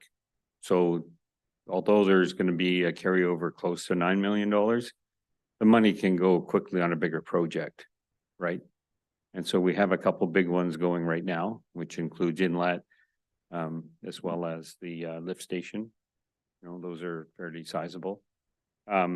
Another project that's on that list isn't even looked at right now, which is the daycare for $3 million, right? We're still working through some issues about the program. And so, you know, you can take that one off the list. So now we're down to 6 million or less. So our carryover is significantly less this year than in any year. It's an interesting comment. And then, yeah, and the other reason that we had such a big carryover is because they had a big lot of applications for grants. I mean, we had unprecedented grants. And so, you know, way up. And now we're, you know, fighting that back down, you know, to more of, you know, our own projects that we need to try and fund. Right, that's a helpful comment, I think, on the issue. Councillor Toth, your point on philosophy of what fund is being used, that I go back to my earlier comment that if you don't feel it's appropriate, please suggest. Well, I'm not necessarily in a, I'd be interested to hear what the other members of council think, with some of this, like, yeah. I know Mayor Henderson has mentioned that, you know, if it's an ongoing thing or if it's a renewal of an existing, do we look at something different? Yeah, I'm not ready to throw a motion out there if nobody's interested in supporting it. Thanks. Mayor Henderson? No, well, I just searched on what the Growing Community Fund is, and I guess not to read it, but this is a one-time grant, and that's my great concern that we're getting.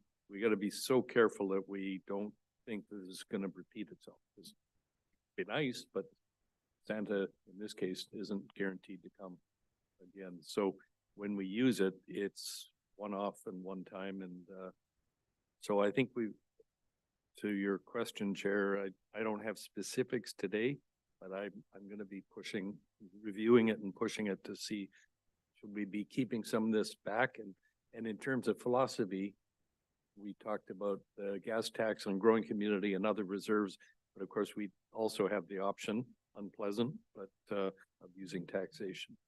That's again, I don't feel ready personally to answer where I think each of these what is the right balance at this point, but I'm very aware that the growing communities is a one-off and whatever, lightning doesn't strike twice probably. Councillor McLaughlin? Yeah, just to follow up with that through the chair. I mean, I think the reserves are kind of there for us to find opportunities with other grants that may come along so that we have money to fold money together and get synergies and really have a bang for a buck for our taxpayer and also to make our staff's time worthwhile, that we're really getting as much as we can. And the problem is, you know, we're getting unusual grants, different grants all the time. And sometimes we'll get a grant for like tourism and we'll build a park. And then we'll find out in our rush to build that park, maybe it wasn't really what we want. And then we come back and might want to have to ask for money from the taxpayers to do it. So, I mean, grants put pressure on us to do projects quickly, move them up, whatever. But I really don't want to see taxation used, and I do want to see for basic services that we take them from regular reserves for regular reasons. And to me, that's just a good starting point for me for good governance and transparency. Thank you. Okay, I think we've kind of exhausted this subject, I think. We don't have to make a decision on which fund is being used for which item, but obviously it'll help move the process faster once we get that information or comment into staff. I am wondering if it's appropriate to have a motion at this point on acceptance or of any of these capital items into the budget to allow staff to continue the process. Comments from anyone?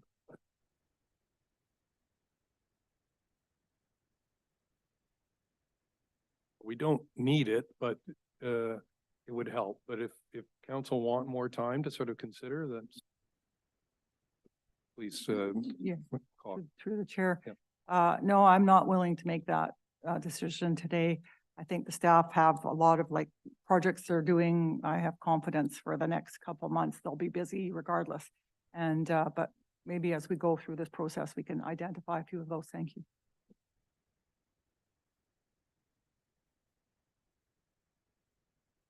Douglas.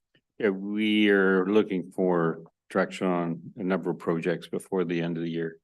Doesn't have to be today, but you know, if there's some uncomfort about passing some of these projects or about their funding source, we want to hear about it today so we can go away and come back with something that is representative of what council is looking for.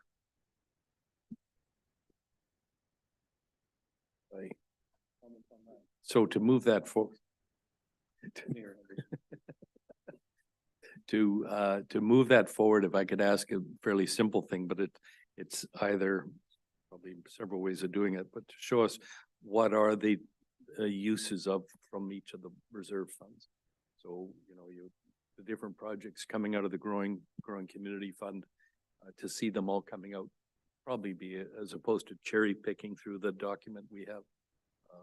I think that might help me at least assess whether I think we should go to another option or not. So are you looking for balances?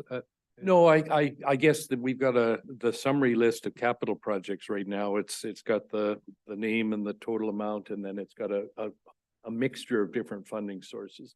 So perhaps we get up different columns for each of those. So we would see at the end, hey, we've drawn, 2.5 million, but it's out of, there's 100,000 here and 200,000 there and 300. So we get a sense of all the different projects. It's like looking at it from the growing community fund bucket, where right now we're looking at it appropriately as here are all the projects. Yeah. Director Douglas.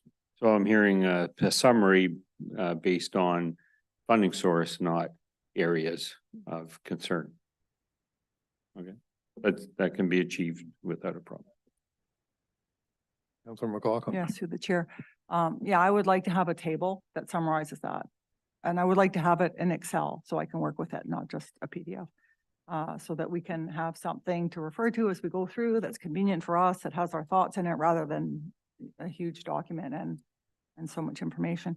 Also, some of the projects had attachments, supporting documents attached. I would like to see those supporting documents, please. Which one are you talking about? Well, for instance, Trail Bay Active Transportation Corridor Improvement, that has supporting documents attached and they're not attached to our agendas. Because there's probably detail in there that I would like to know, but no sense asking general admin for that. Yeah, I'll look at that, but I don't remember any supporting documents. Well, it's ticked off, I'm sorry, in the report, so that's what I'm going with. And also it refers to a REDIP funding. What is REDIP funding? Page 81. Yeah, that's where the description is. So I was looking in our reserves or whatever, trying to find out what that is. So I guess just need a. Counselor Toth. Thank you. REDIP is a grant program. When we saw track, they were looking to apply for funding through REDIP. And so they were looking Yeah. for municipal support for that grant application. Rural Economic Development. Thank you. Okay, so there seems to be some information that still has to come from staff to council before we can look at moving ahead with agreeing or not to the list of capital items. Is that fair, Director Douglas? Yep. I would like to know all the information today so that, the next meeting is fruitful. So that, I think we've started on some information and that's easily achievable. Okay, Councillor Bell. Yes, through the chair, and just did the graph that we're asking for, just for clarification, does that include what the criteria is for the grant? Like some of them you said we could use for two, some we could use for different or the same, I meant, in terms of the grant funding. Is that possible to, I don't need the whole thing, but just maybe some of those key areas? Yeah, I can include the write-ups on the grants that are restricted. Yeah. Which, That would be helpful. Then we know what the options are that way too. Thank you. Great. Okay, is there any other information council is looking for on the capital items before we can move ahead with decisions? Can we indicate anything else to staff? Seeing none, Director Douglas, where would you like to go from here? I believe lunch has been delivered. I think that's a good decision. Probably So want let to break. us take a recess till 1. Thank you. Thank you. Well, we're good. We're getting through it. We're not, it's really rookies this time round, are we? Getting better. Even if they're going fast, we're like, all right. We're ready. Good.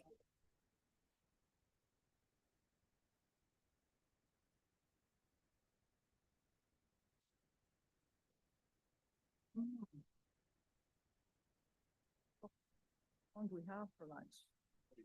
45 minutes.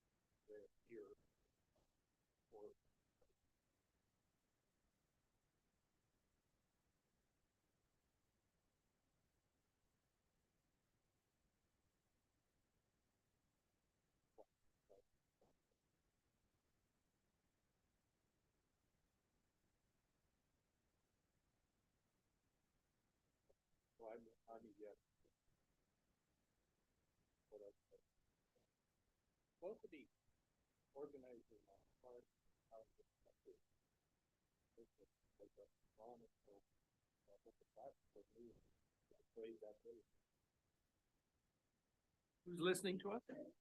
Tracy? Tracy, stop listening to us.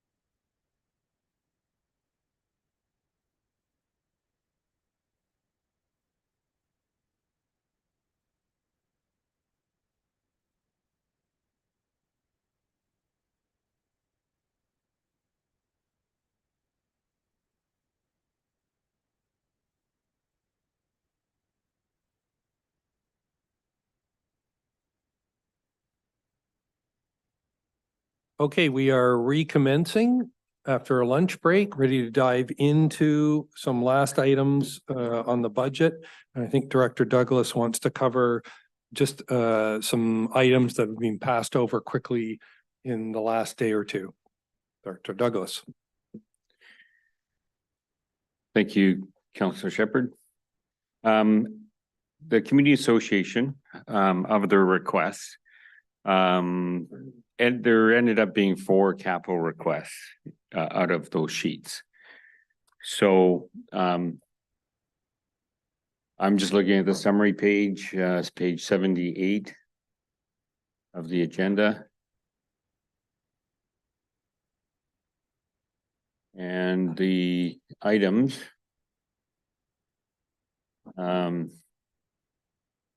Okay, so. Okay, there's 3 from the SDBA, but those are gonna be grant related, so they're gonna be looking for grants for those. Telecom.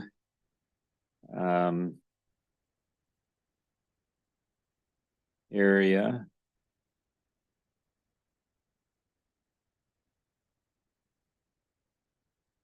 Don't think there's any there that are need attention.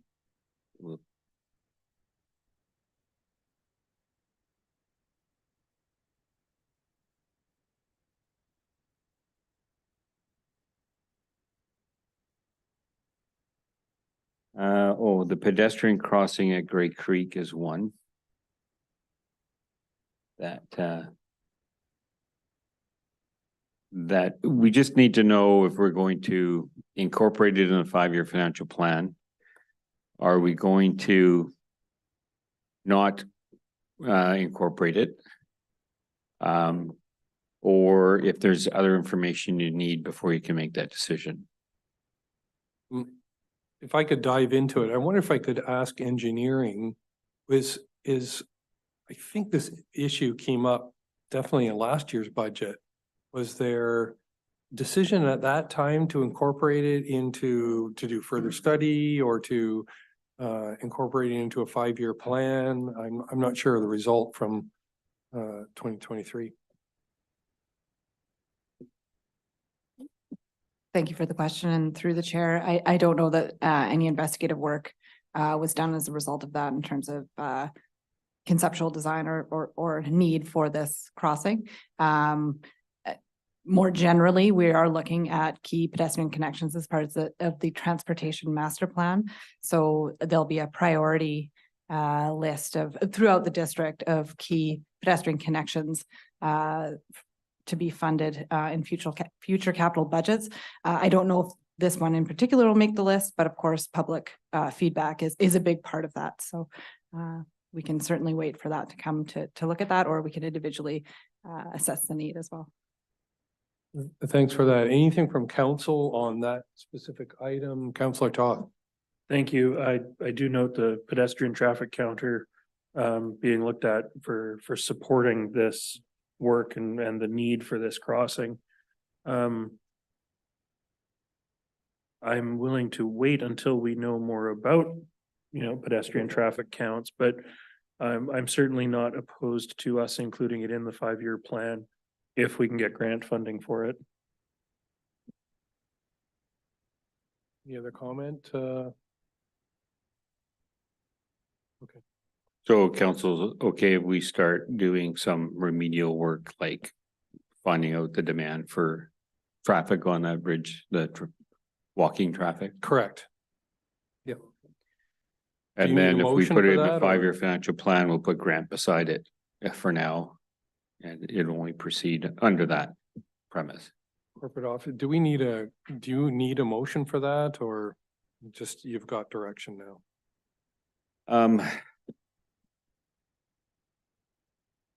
If I see general nods, I don't need a motion. Okay, 'Cause we're I not- think there's no. We're not one's making a opposed. decision Yeah. on a active project, if you know what I mean. Yeah, no, everyone seems to be in general agreement, so. Okay, the next one would be pedestrian connector Tillicum Bay to Naylor Road. This one's been on their list for a number of years. Um, and, just trying to think what the issue was with that one.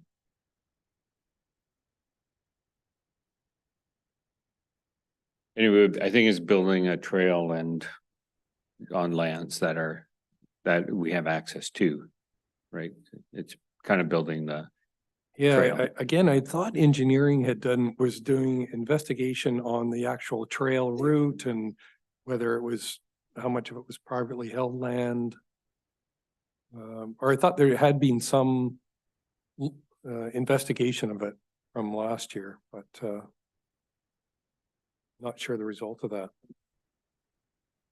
it kind of indicates here on the list that we haven't done too much on it, but is that something we want to include in the 5-year capital plan somewhere, or do you need to know more about it? I wonder if it's the same as the other footbridge that some investigation should be done of it, and we can then add it to the 5-year plan. Okay, so what would happen is we would do some investigative work, but it probably wouldn't get added to the plan till next year. Because we won't have probably all the information for a couple of months type of thing. Council? It's not the top of our priority list. Yeah. Council, any comment on that? Councillor Toth. Thank you. I just, excuse me. I seem to recall that this was something that was under consideration already, so I would be, I'm hesitant to take any action on it until we do hear an update on where it may or may not have been at through the last year. Okay, So I'm happy to just leave it for now, but Right, so it isn't in our 5-year financial plan from last year. So we wouldn't have done, much in the way of investigation at this point. All right, but however, I wonder if we could get like a very quick A little more update about from engineering Okay. on what has been done, and then we can make a decision the next session. okay, Thanks. that's great. Okay, the next one would be Davis Bay Road sidewalk and streetlights, and this is off the highway. So this wouldn't include any requirement from highways.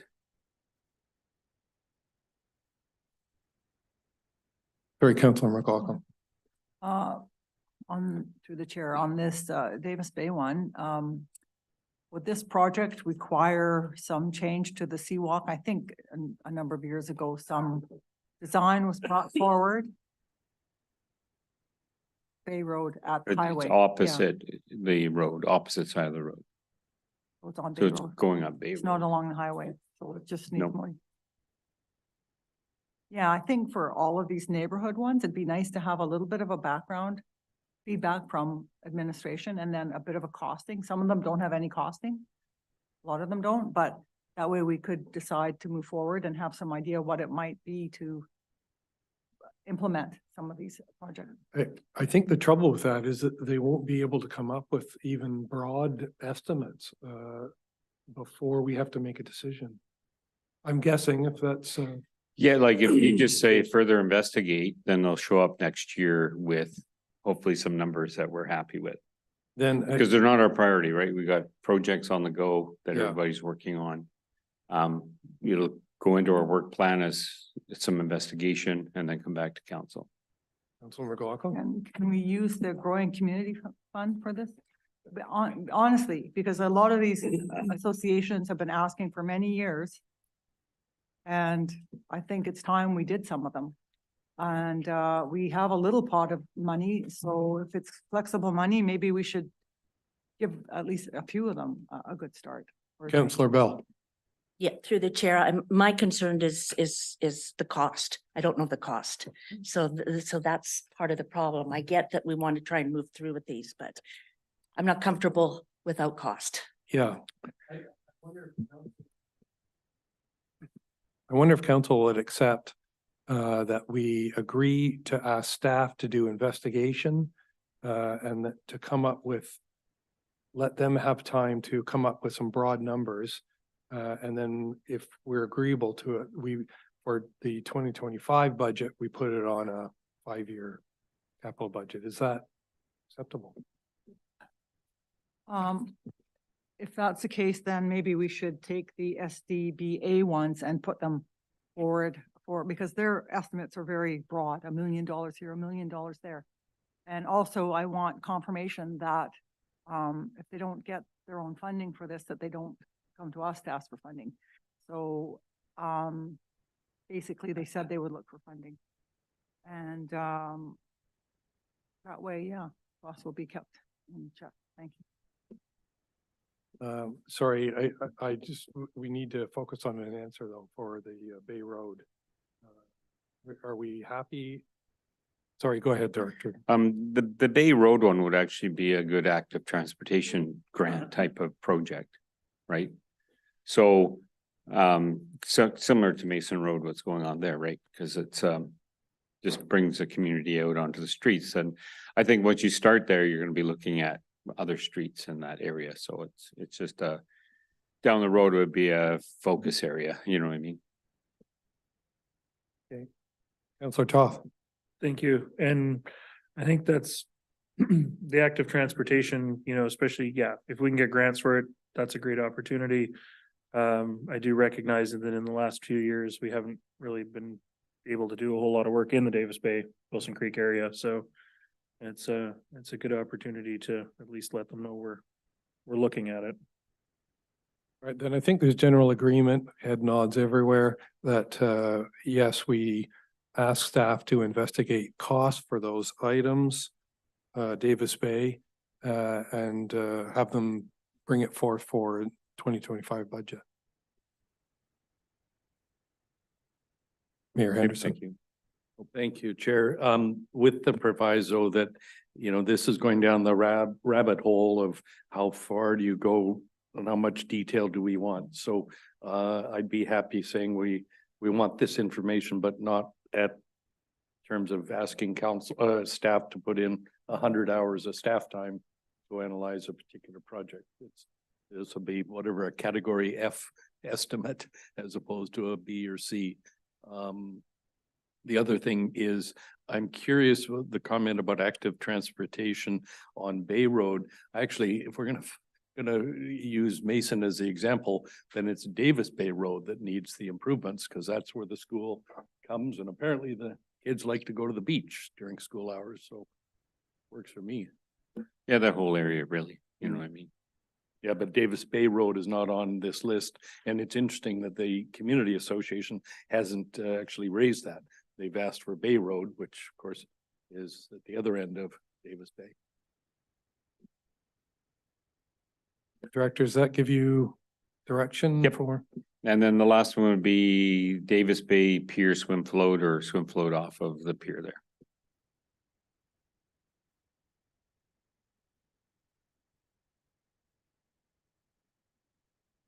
Somebody find it, please.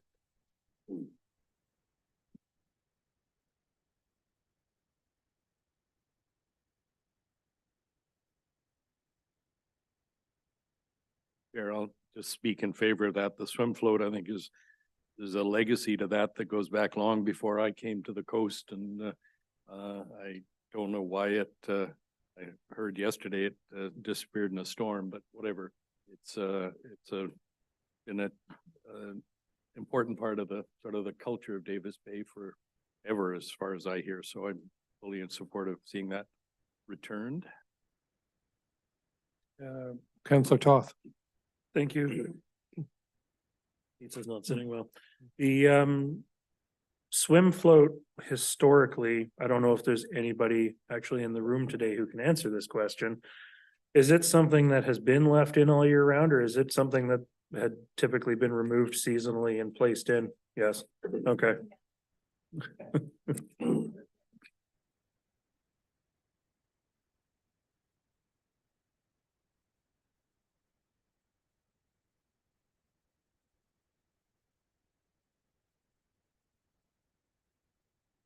Council, am I hearing that everyone's in support then of adding that item to capital plan?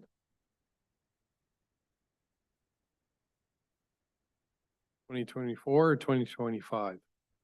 Oh, no, it needs, more than a year's Investigation? planning. I think, is it fair to say everyone's in support of? Everyone's in support of adding that to investigation and 2025 plan.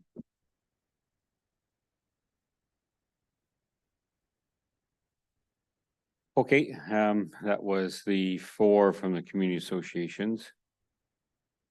Then we wanted to revisit a few of the additional operating requests again. Some of the low-level items that were on the list, Yeah. What page is Yeah. but that? I'm just Spot heading on. there, so hang on. Laurel. Additional operating requests, the summary starts on page 105 of 200. Sorry, Councillor McLaughlin, did you have a last comment? Yeah, I was just looking at one of the requests for sidewalk streetlights along Laurel. And so I think, yeah, that can tie in with Bay as well. It's part of, was the old neighborhood plan to create that as their major walking route, et cetera. And I don't think we talked about that. Again, this one doesn't have any dollars assigned to it, so I'd like to know more about it, but I think it's something that's probably to some extent long overdue. I think growing communities is also about enhancing some density and also putting, some new life in some of the infrastructure and updating some of our. Yeah, true. Plans. But before we worry about funding, let's, can we add that to the list that's going to be investigated and or the work proposed along Laurel by the 89. association? Again, as per the mayor's comments, we're looking for a very broad estimate. Yep. Thank you.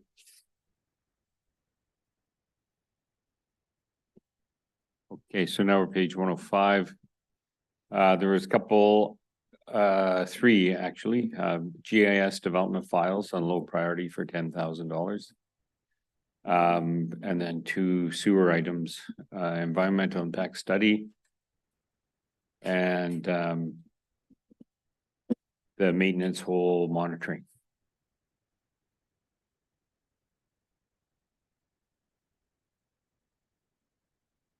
Council, any comments, questions on those 3 items? Yeah, Councillor Toth. Thank you, Chair. The maintenance hole monitoring, I can't find the page number for the specific project right now, but I seem to recall reading that was basically primarily for a smart cover that can be used to monitor the conditions within the maintenance holes. The $12,000 for user fees, I assume is to purchase and perhaps the first year of whatever licensing that we need to run the smart cover.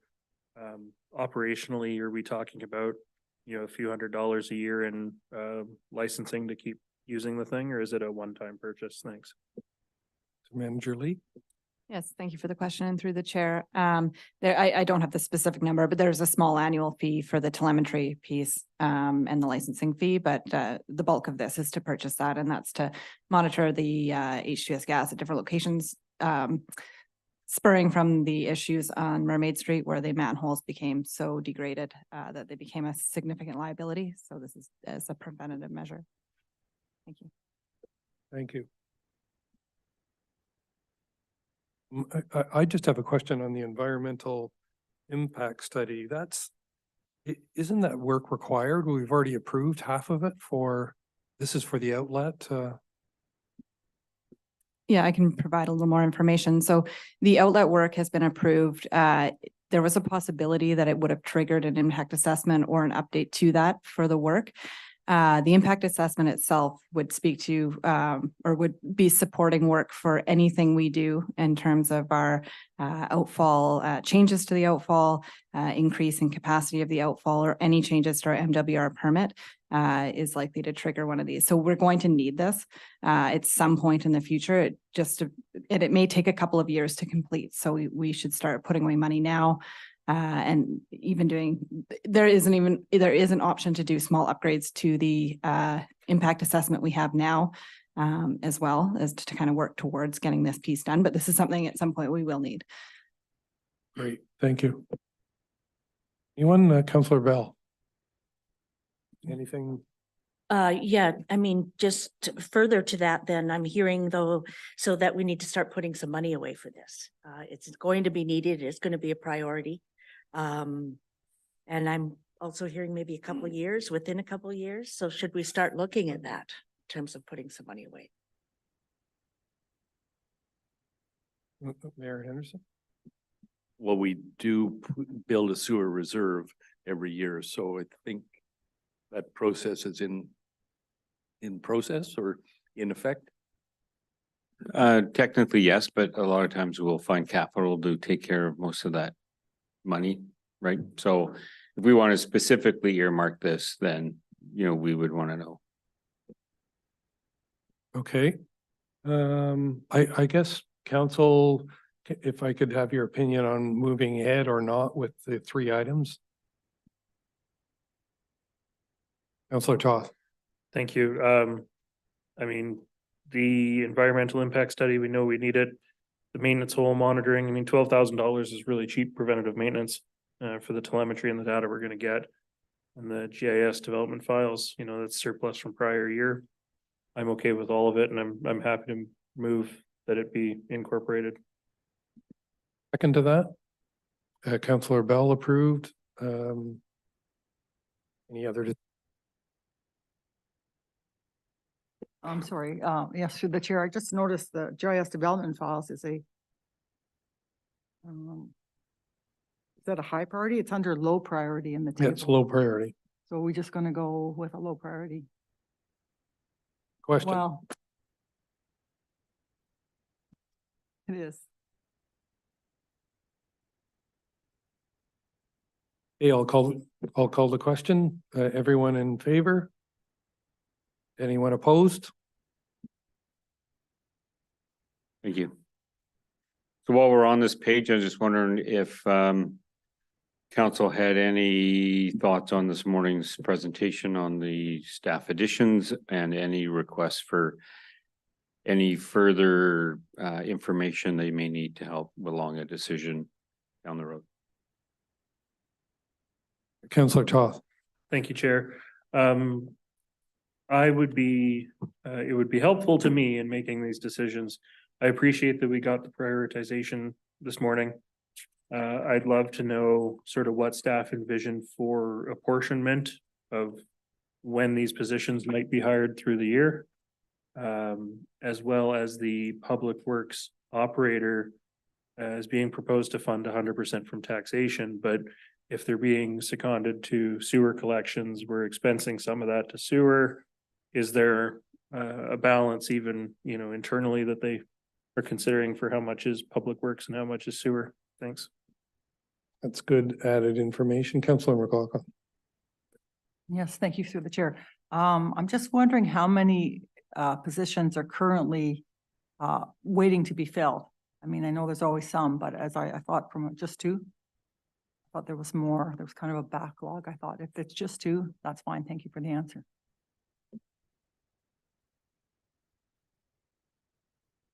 Anyone else? And I guess the question is, do people want to wait? Do people want to make a decision now?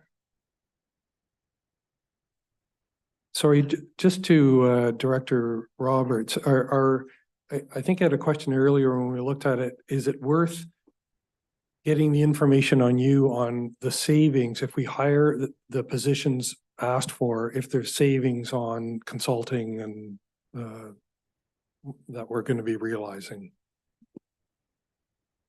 Thank you. And when we looked at the consulting that we used in 2023, we just started to do this process. And so it was lower than we had initially thought when I spoke about it this morning. And so then when we spoke to staff, it was that it's our staff time. So for example, in the case of Megan Lee, she is doing the full complement of what a technician would be doing because we do not have that position. So it would free up her time to do her job, and then the technician could do things like returning public phone calls and doing the admin portion of the task that she is now currently required to do. But I'll let Megan speak if she has any additional comments. Yes, thank you. Yeah, I can add to that. Just having only part of my time dedicated to development engineering has caused a backlog in the approvals of subdivisions and developments, and a real slowdown of that. And conversely, it's also slowed down engineering master planning and other engineering work that my position should be doing. So you're kind of getting a loss at both ends, really. For example, some preliminary work for some of these projects, whether it's catchment analysis for sanitary sewer or solving drainage problems within the district. I could do a lot of that work, but I just don't have the capacity right now in terms of time. So that gets pieced out into capital projects where internal staff could probably complete some of that work. So there's some savings there, but it's difficult to quantify because it's built into capital budgets. In terms of the savings from consultants in the development reviews, we're just paying a much higher per hour rate for an external consultant to do the review that we would pay hourly for the development tech to do. And then we still have to do all of the correspondence back and forth anyways. So it'd be a significant savings in that sense as well. Thank you. Okay, that's a great point. Councilor McLaughlin. Yes, thank you through the chair. With regards to consultants, I mean, I think the nature of work is changing a bit too. That, people are working as consultants and it actually can be very advantageous for just getting things done when you need to. And then you're not adding it to your, employment year after year. It's going to be very hard to go back and take back any positions if we find we're in a economic recession or something. And so that's just one concern I have. Although I notice most of these jobs are fairly hands-on and you can't replace their hands. We need those people to do the work out in the field. So that's just a caveat I have. I think the community safety coordinator, RCMP, I think it should be in the RCMP, should go to the RCMP. I mean, we know that the idea of, police forces becoming more socially aware and working that into their skill set and they're all adapting to that. I think this would just help them do that and would have good benefits probably throughout the whole RCMP in terms of how they can work together and serve the community better.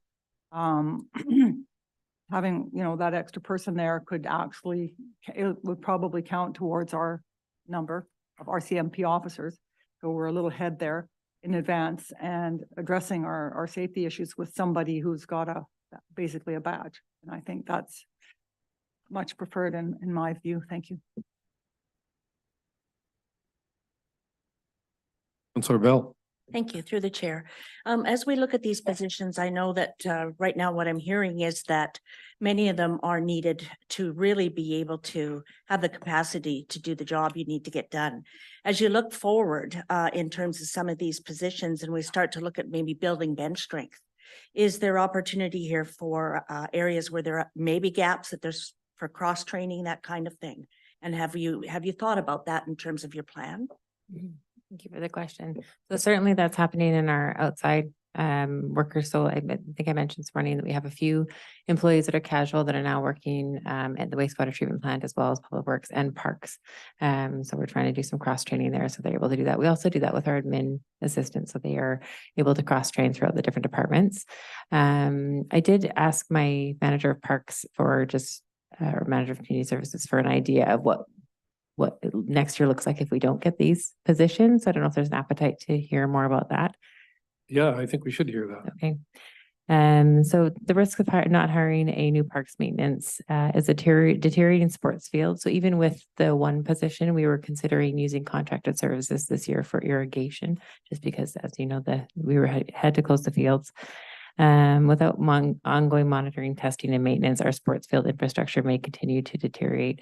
Increased repair costs without the ability to perform ongoing maintenance. We will have to rely on external contractors at an increased cost. The negative public perception that was certainly big this summer for us. Poorly maintained or now closed sports fields can create a lack of trust and confidence in the municipality's ability to provide community services. The loss of community events, so poor field conditions or the closed fields discourage or prevent tournament organizers. So I think I did mention this once too, that's sort of a known thing on the coast is that people off coast aren't coming to our tournaments because they know the fields aren't very good. And then they also have the ferries. But so when one sports organization does that, they don't realize that all the other ones in the city are doing that too. And so our sports teams aren't getting the same amount of playing time as other sports teams in the city because people aren't coming to play on our fields. Decline in staff morale. When the parks team is stretched for resources and unable to maintain park facilities to a high standard, it can lead to stress, frustration, decreased job satisfaction. And for me, I'm really noticing difficulty to retain them. So every time I go down there, it's just an update on whether we're going to get these 2 new positions. And quite honestly, they asked for 3. And so it's a big job to be in front of you guys asking for these roles because it is the livelihood of these parks maintenance staff that I'm trying to help increase and help to retain and put District Sechelt back on the map for having a great parks department. As far as the consultants that we talked about, it is just that asset management piece too. So it doesn't, we might have people doing this and we're doing sort of half of the job that could be done, but what ends up happening is we're going to be asking for much more in the future. Thank you. Okay, no, that's really adds to the conversation. Thanks. Any other comment? In terms of making the decision now, I think the only piece that we're waiting for is the split in terms of salary on the new staff that Councillor Toth. But I don't think there's anyone else. Sorry. Yeah, just thank you. Just one other part I think I mentioned yesterday, and that is we have capacity that because we finished certain projects this year. So the obvious one I think I mentioned was short-term rental, all the staff resources that went into that. So I realize we're not asking for a lot of increase in headcount in planning, but I'm trying to get a sense of what have we done or what can we do to get to measure the savings, to measure the capacity we have and also to figure out where we might realize savings. So that's one, and I do want to echo Director Roberts' comments that this is not about the staff individuals, and I'm fully on board to make this the best place to work on the coast or even further. And we've got to figure out how do we manage that within the reality that we can't afford everything.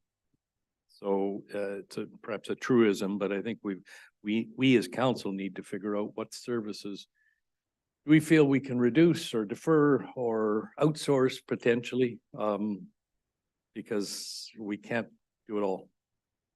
Thank you. We can't do it all. I think if I'm hearing it correctly, where we're having a real problem in terms of staff capacity in parks and engineering. So, I don't think there's any more staff being asked for except to replace an existing position in planning. I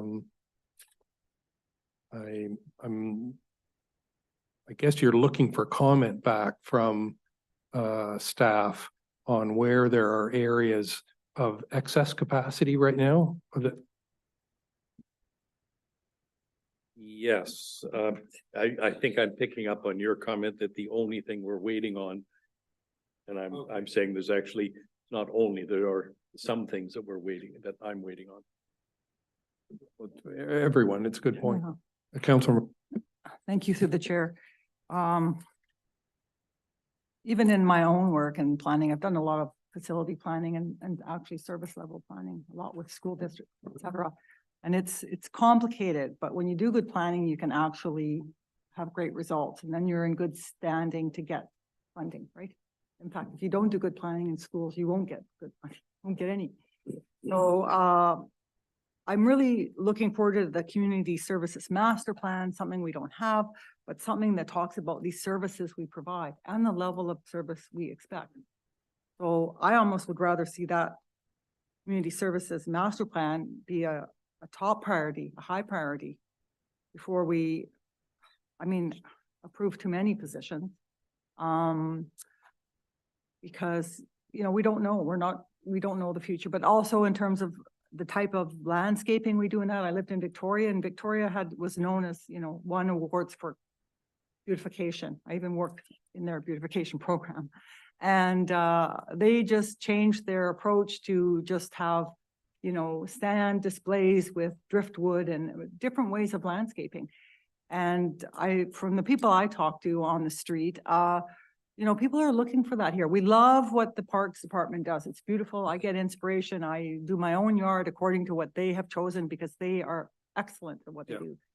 And I love coming here and having, you know, beautiful places to go with planting. So I think some of those areas for plantings are important as streetscape that we have maintained because people should have some of that.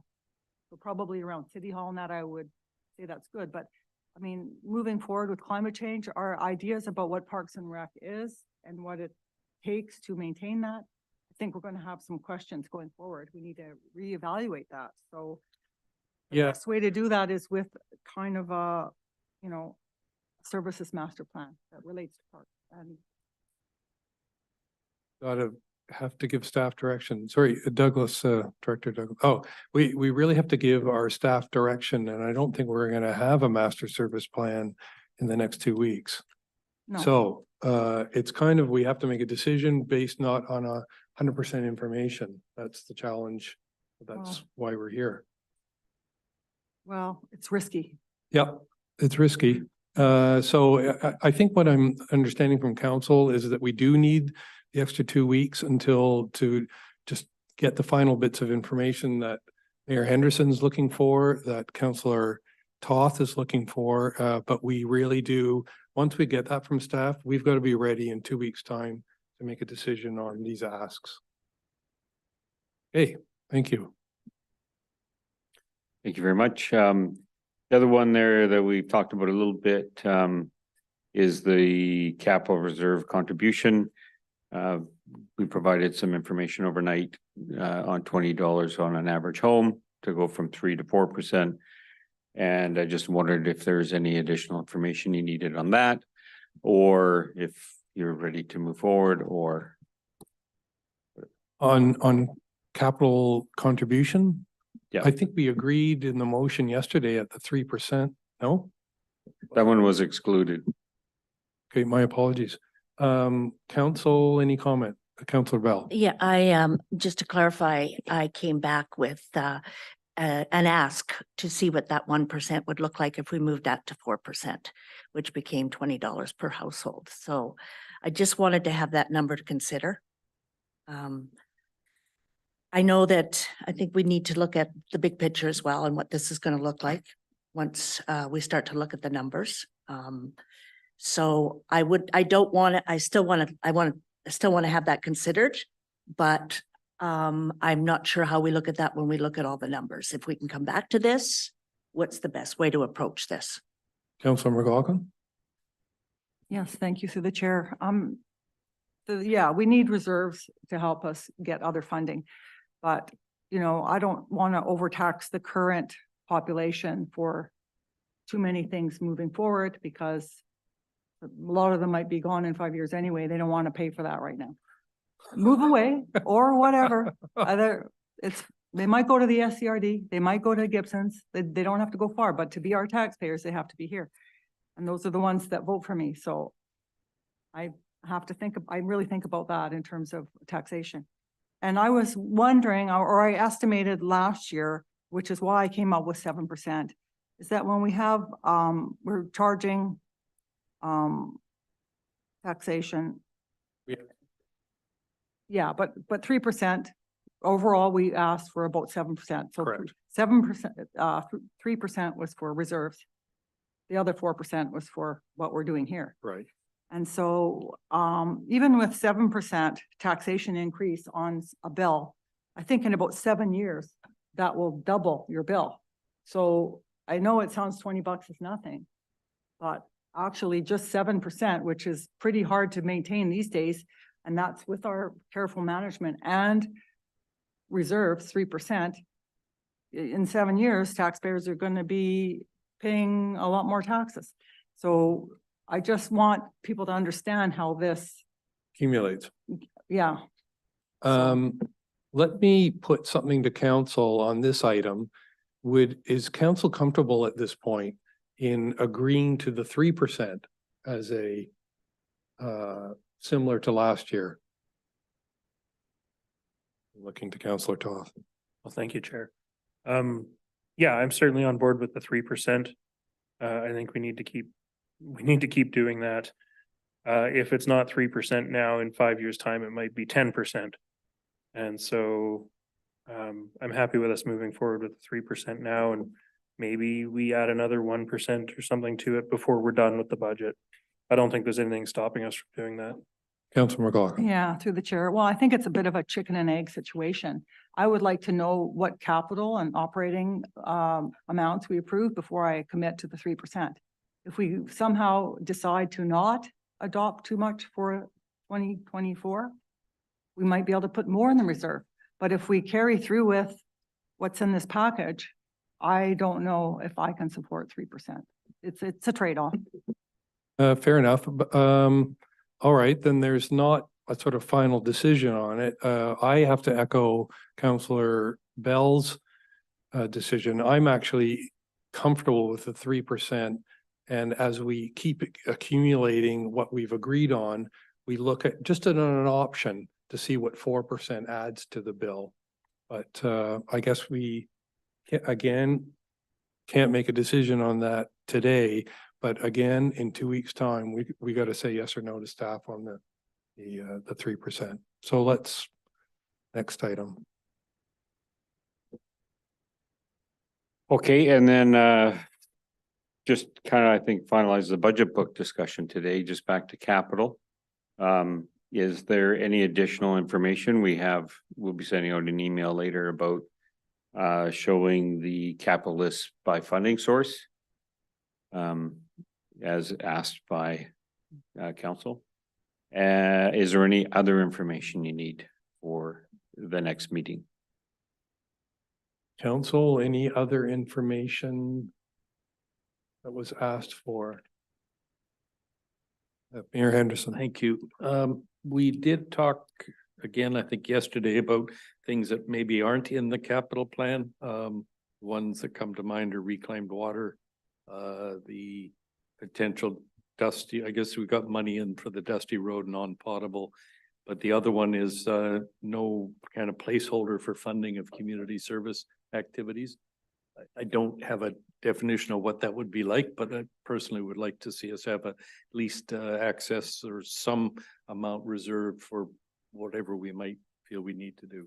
Is just to clarify, is this the list that we were going to consider yesterday at the end of the meeting, which I don't think we got to? The one-way Cowrie at the top of the list. Potentially. All right, so that's the next item on the agenda after we finish with capital. My apologies. Oh, are we not going to discuss Mayor Yeah, Henderson's point later? you mean this list or? No, the idea about some special reserve that we create for projects that we don't know about yet. Was that? Yeah.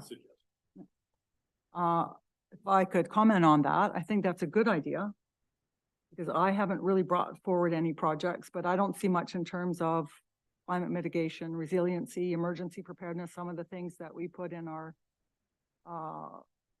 strategic plan. I think there's gaps there, big gaps.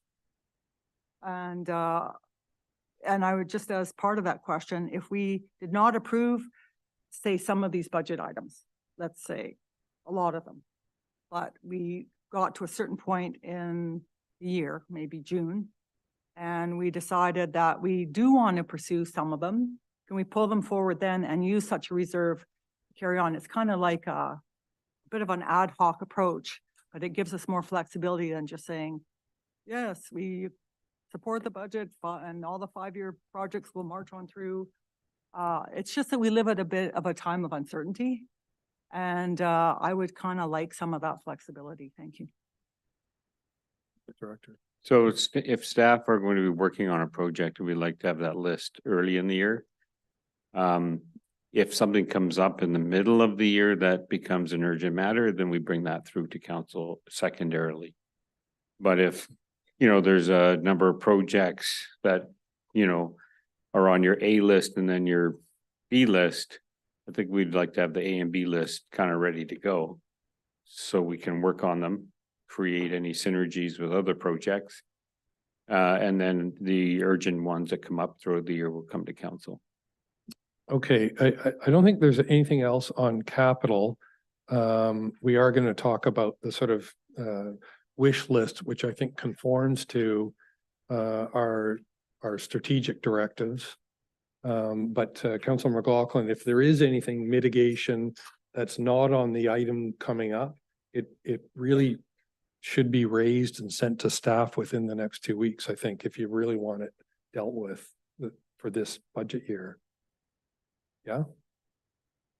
You're looking at me. I wish I was a magician and I could pull out comprehensive projects for you in the next 2 weeks. That's why I asked for this kind of slightly different approach, which we kind of call ad hoc planning. And that's how we got to the moon. So it's something to think about if you have aspirations to do something different. Thank you. Okay, no, fair enough. If it ends up being an ad hoc item, then it does. All right, let's move to the next item. Okay, included in the agenda package is a report from myself.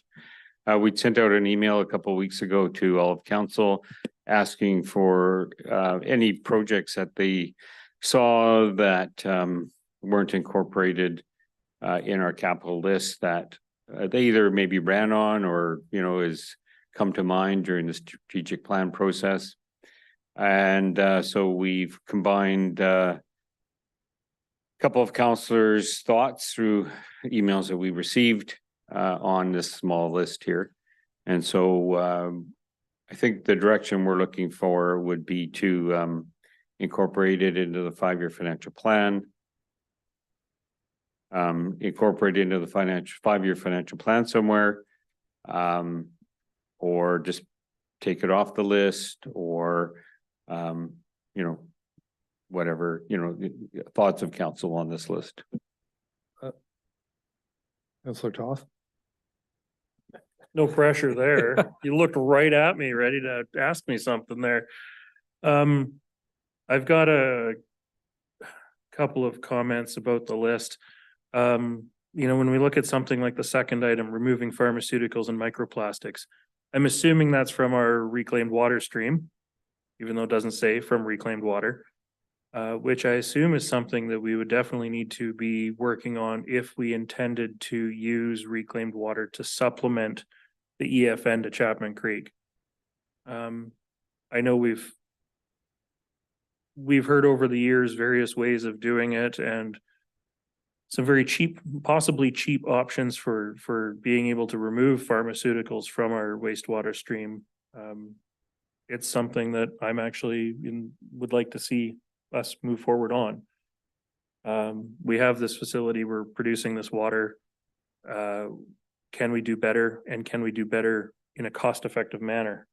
The other two that are really important to me is I think housing action table study. I like the sound of doing a land study to identify what could be made available for social housing. I don't know who brought it up, so I don't know if there's a wider context to this. But I think everything's got to be on the table when we're talking about workforce housing, affordable housing, low income housing, the whole range of it. And then for a wheelchair accessible water access point, it says Snicket Park. I don't think we should restrict ourselves to just looking at Snicket Park.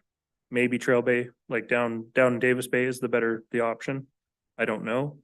Knowing from my time as a kid and a teenager playing on the Trail Bay waterfront, that would be a very steep access point to try and get to the beach. But yeah, again, it wasn't my point, so I don't know if somebody wants to comment more on it. Thanks.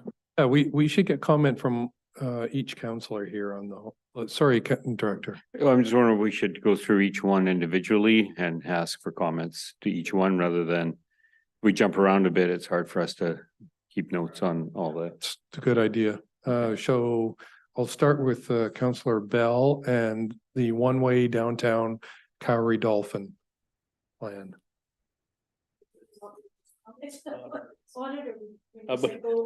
Yeah. Well, we're just gonna start on the list and How run about, down.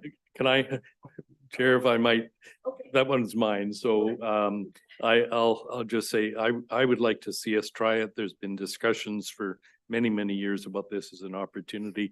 I think it warrants trying it without a big budget, not talking about putting in new sidewalks or barricades, but somehow figure out, challenge our team to come up with a way to do this for a few weekends this early spring in a quiet time of the year. Just get a flavor of what it might feel like. Any other comments on it? Councillor McLaughlin. Oh, I actually used to be a downtown planner in Calgary. And we have a mall, Stephen Avenue Mall, which I did some kiosks for and heritage planning for. And basically, we've tried one-way streets and they're usually not successful. One thing, the merchants on one side of the street might find parking is convenient, and the ones on the other side are going to freak out because parking in their direction is not really possible. And so, yeah, they're not, well, it's possible, but it's not as convenient. So I don't think we have and I don't know the purpose why you would want to do that. So if they're going down one way on Cowrie, the other, what way are they going the other way? So I think that's the idea, is Yeah. that all we're doing at this point with these items is, or especially with Yeah. this item, is it would be saying, if we're in general agreement, we will ask staff to sort of Yeah. investigate and come yeah. back. And with it's never come from the Downtown Business Association. So I don't support that. Sorry, I'll jump in there because Yeah. I'm the liaison with the Chamber of Commerce and they are in support of it. No, I'm not the Downtown Business Association. All right, I am with the Chamber of Commerce Yeah, and it's they the want same us to thing. do this. Well, They want us to investigate it. well, they want a lot of things. You know, and Well- there's other people, like people in the village that live here. I don't think we want it. Traffic can, That's fair enough, Yeah. but so I'm Sorry, assuming with you're- respect, you don't want it. Have you polled the village? So shall we vote on it? Does anyone have another comment on it? I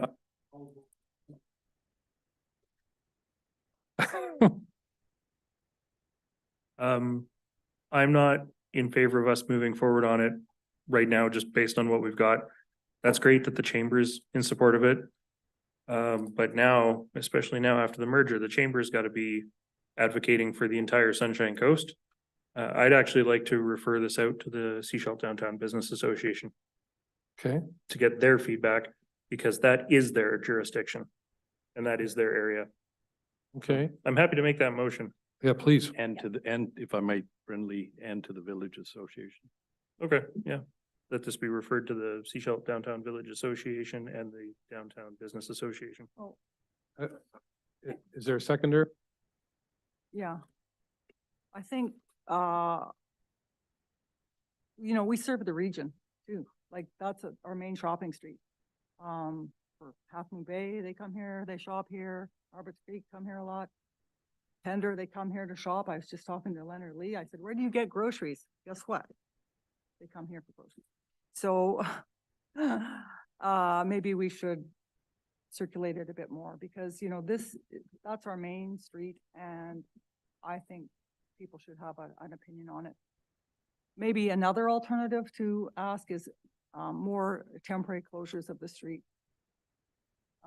for special events. Because it seems to me that's probably more viable, something where it becomes a community meeting space and is you know, worth putting money in for if a lot of people can enjoy it. And tourists, of course, go there a lot. I'll put it to the vote because we have a motion on the floor. Everyone in support?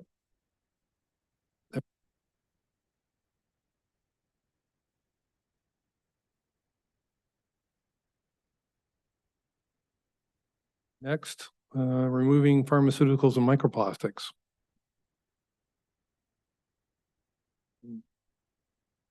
anyone have an opinion on this? I think. Yep.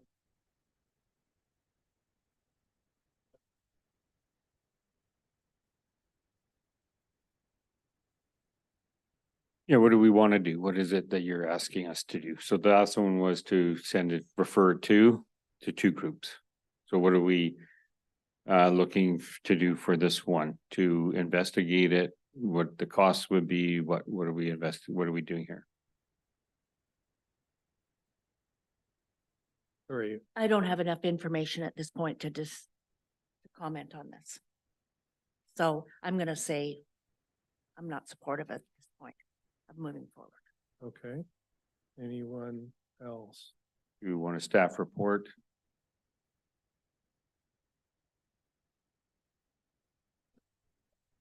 No. Sorry. Councillor Toth has spoken in favor, and I think it's a natural progression Is it? of, and I certainly agree with him. So I'd move that we do get a staff report.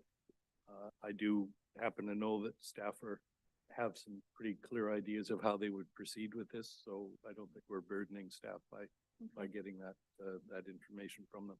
So that's a motion. A second, Mr. or Councillor Toth. Any further final discussion on getting a staff report?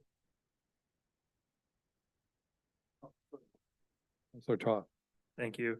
And to be clear here, we're not even sure of the scale of what we're looking for yet. But as the mayor mentioned, you know, staff already have some pretty good ideas on things that they would like to do and like to try. And whether it's just cleaning up the water that we're discharging to the ocean, or whether we're using it to supplement EFN somewhere else, or whatever, it's never a bad idea to look at doing better. Put it to the vote then. Everyone in favor of, oh, sorry, Yeah, sorry, through the chair. I mean, I would be supportive if I thought we could get some grant funding to do this. I don't think it's something typically taxpayers or, I mean, we're interested. But, you know, I just, hopefully, well, they can do a report. I hope it's a short report. Because, you know, I just want to get a feel for whether it's worth pursuing. But for further funding and that, I would hope we would get some kind of innovation grant for that. 'Cause that's kind of, I don't want to add too many things to our, you know, essential service list. I'll put it to the vote then. Everyone in favor of asking staff for a report? Everyone's in favor. Next. Dusty Road Well.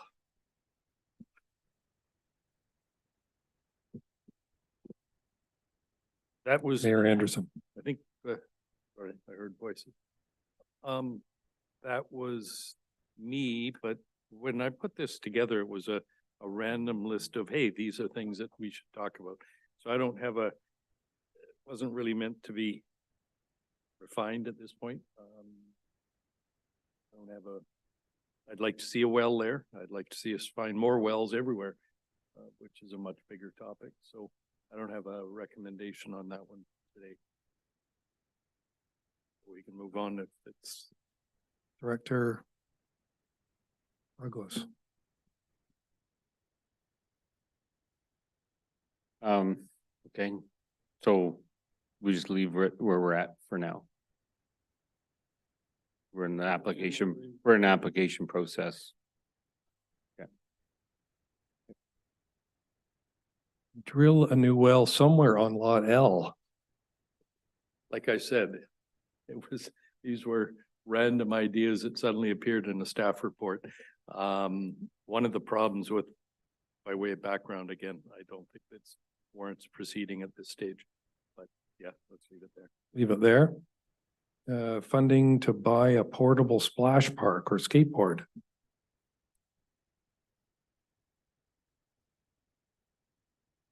This one comes out of discussions that I had with some staff at the water cooler and about the lack of amenities for children. So what are we doing this weekend? Oh, we're gonna hang out in the park and smoke, you know, sorry, that was in my youth. Whatever, so it's meant to be a trigger for council to think about what sorts of things could we do? And this was a couple of specifics that came out of that conversation. I think we're gonna leave that one where it is right now. For the moment, I have heard that about a skateboard as a better skateboard park as well. The Citizen of the Year Award. We're glad everybody replied. This is something I talked about in our first, I think in our first meeting. I think we do a lot of work putting projects and services together, and maybe we can do more about honoring the successes of our people. We here at this council had the three young fellows from the Indigenous Games, the gold medal winners. And I'd like to see us honoring people that have achieved and brought distinction on Seashell. How we do that would be up to staff to figure out. Council. Comment, I see people tiring rapidly. Sorry, through the chair. Council McLaughlin. Not too keen on this. We have so many good citizens, so many good things. It almost, I don't know. To me, it's a thing of the past to do that. Not a competition to be citizen of, I mean, good citizens are where they are. So, I mean, maybe you could do a monthly report on somebody. But, you know, rather than pick one, I think is like, put it on a few resumes, not just one a year, because, you know, you might find that Citizen of the Year 1 year is terrific, and then time goes on and, you know, nobody's perfect, but so to put too much glory on one person, I think maybe isn't such a great idea. Oh, a monthly write-up Yeah. sounds like a great idea. So we'll let that one stay. WRC, design and install a way to separate the meeting room. I'm gonna jump in. Oh, Just saying it stay, what does that mean for staff? Well, the only ones we're looking at are ones we make comment to, so it stays as a non-item. I think it stays, council. I think it's Councilor Toth. Thanks, Chair. I'm not sure I like the way you're calling on me, but I think what I heard from the comments is that, you know, it's not something that we need staff to spend time on. You know, the folks that we recognized from the Indigenous Games, the little guy that we recognized from the food bank, like, these are just outstanding people in our community. And I think any of the 7 of us or anybody else in our staff team should be able to bring forward somebody that we want to highlight and celebrate. I don't think it's anything that requires staff time or attention. Councilor Bell. Yes, I would support that as well. I think it's a great idea, but I also think it opened it up to everyone to bring to, let us all work on it, because these things can be a lot of work and to sustain as well. So we've tried, just from my experience with work. So let's just encourage people to bring good stories forward. I think that's something council will continue to discuss. Perfect, that's the traction we need. Yeah. Okay, WRC. Separate them all, create a separate meeting room. I'm jumping in here because of that, we're already spending $100,000 on that, the fascia, which triggers me. So I'm reluctant to look at spending any more money on it, but that's just me. Yeah, sorry, I'm not clear why, what do you mean by separate it? I'm not sure what is meant there. But I can say it is in essentially also a sewage treatment plant. And just from an environmental design point of view, even though the room itself may not have any odor, just approaching, or I'm just saying, it's proven in studies that are even being in a place that has an odor, when you go to that meeting, you're not walking in with a, you know, just physiologically, it's a negative experience. So if it means separating it from an air point of view, protecting it that way, clearing it, there might be some advantage to that. But that's how I would say separate it, because even when I go there, I'm a sensitive person, you know. It doesn't take as much for me to feel not so great as maybe other people. Thank Maybe you. Mayor Henderson, I think you've got some comment to make. I'll jump in if you're, Yes, I do. If there was any risk at all of the air quality in there, it wouldn't exist. And to imply that there's something negative about that is implying that we're putting our staff at risk because they're in that operation all the time. So that's unacceptable, Councillor McLaughlin. It's just a feeling. It's not a risk. It's probably not gonna. No, the Send you statement, I'm to the sorry, hospital. you've crossed the line. This is implying that our staff are being put at risk and that's factually incorrect. okay, let me jump to Councillor Bell. Yes, I just want to comment that we have our community safety meetings in there on a regular basis. And it's a good meeting space. People like it. I haven't heard anything that it's been a problem. People have any problem with it. So I think it offers us another option for a good meeting space. But I'm not supporting that we maybe install a separate room at this point. So. I will sort of jump in as well and say that we are actually needing more and more meeting spaces because of how busier things are getting, but I'm reluctant to spend more money on creation of a separate space.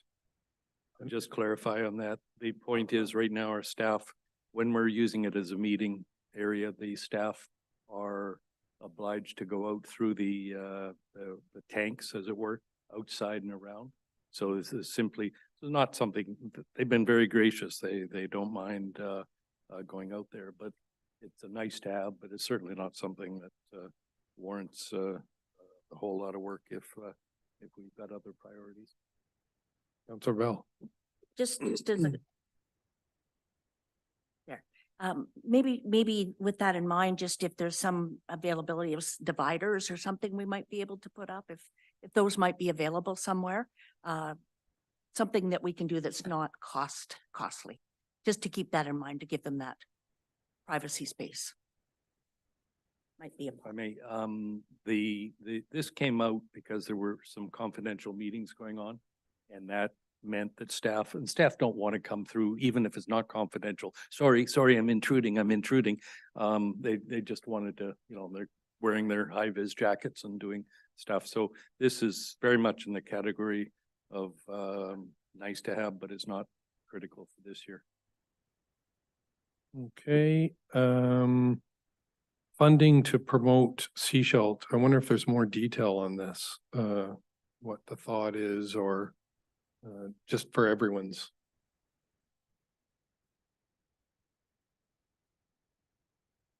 Is it $20,000? Is it, I wonder if it'll just help people make a decision on going forward or not.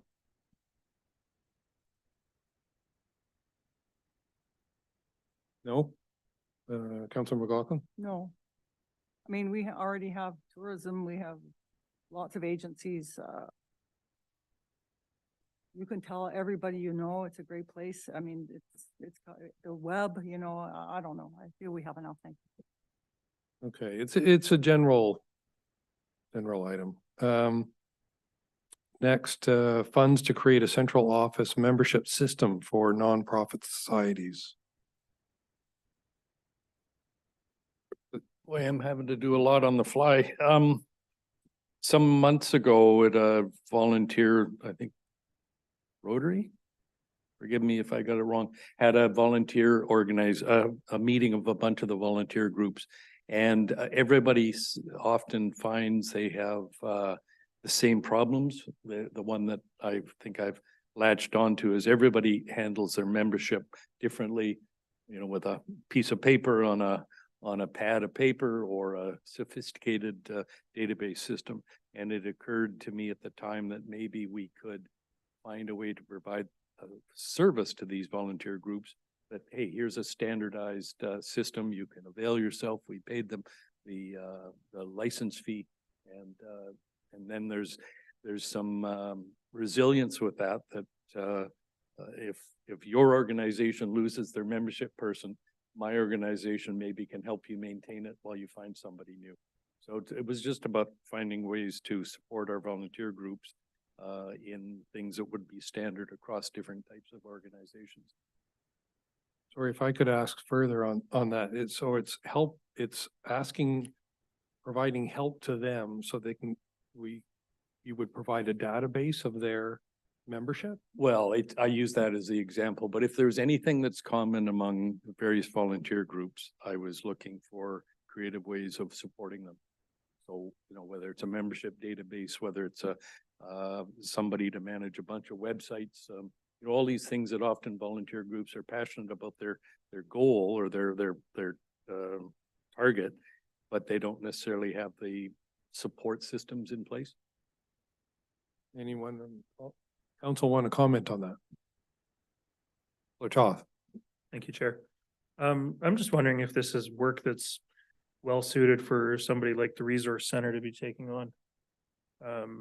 You know, they've talked in the past about, you know, bringing people together and trying to be that central hub. So sounds like a great idea. I'm just not sure that it's a great idea for the municipal environment. Thanks. Anyone else? Yeah. McLaughlin. Thank you through the chair.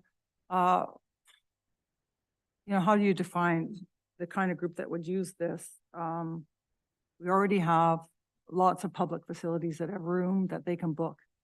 We want them to book those rooms, because if they don't book those rooms and use those rooms, well, we're probably losing money. Some of them don't have much money. Maybe what you could do instead is provide a base amount of money for community associations to do things the way they want, maybe $10,000 for each community association, so that they have some money to book a room, so that they can organize their own databases and their own systems. I don't think they really want to go somewhere and have somebody else have access to that very, you know, private information. Thank you.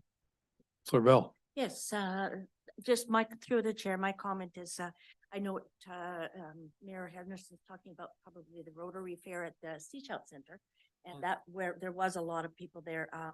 And I would suggest that maybe if this is something that is a priority, to go back to Rotary and they look at maybe looking at something like this. They've got a lot of volunteers, they've got experts in IT, could be something that we could pass back to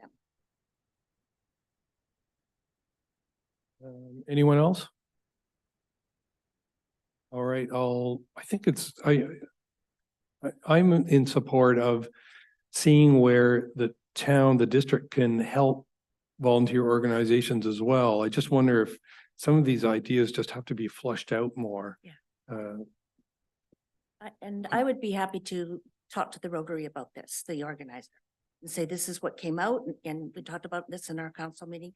See if there's any way to take this forward and report back. All right, thanks. And I think Councilor McLaughlin, maybe you or I could speak with the community associations as well to see if there's something we could do to help. Council chambers, the existing furniture desk could be upgraded. Director. This was a budget item a couple of years ago, and it was not approved through the budget process. So we recognize the furniture is a little older and it's fairly heavy. There's newer furniture is nowhere near as heavy, or, you know, so it's just an item for council to consider.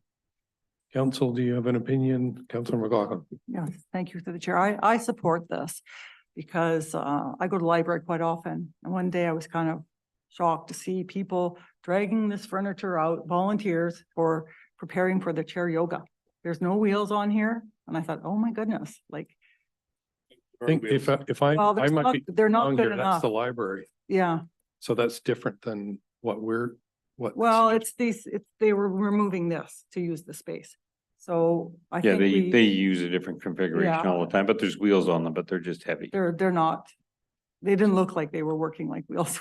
So you support Yeah. money being spent on furniture for down here? Yeah, something more portable, flexible, that isn't going to be hard to change over. Anyone else? Councillor Toth, you're sighing. Yeah, I'm not in support of us spending money on ourselves, so to speak.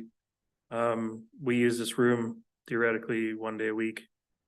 It's like people that say that we need to have dedicated council chambers, and it's like, no, we really don't, not for the 1 day a week we use the space.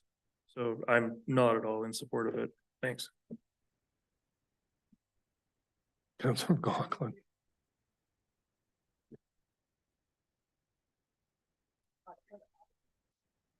Others use it a lot. And so I'm just thinking, if we want to support community, we want to support programs for the people. I mean, you can look at the calendar at the library, it's full.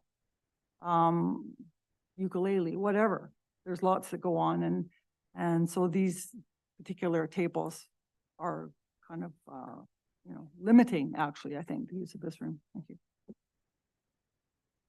Any other comment?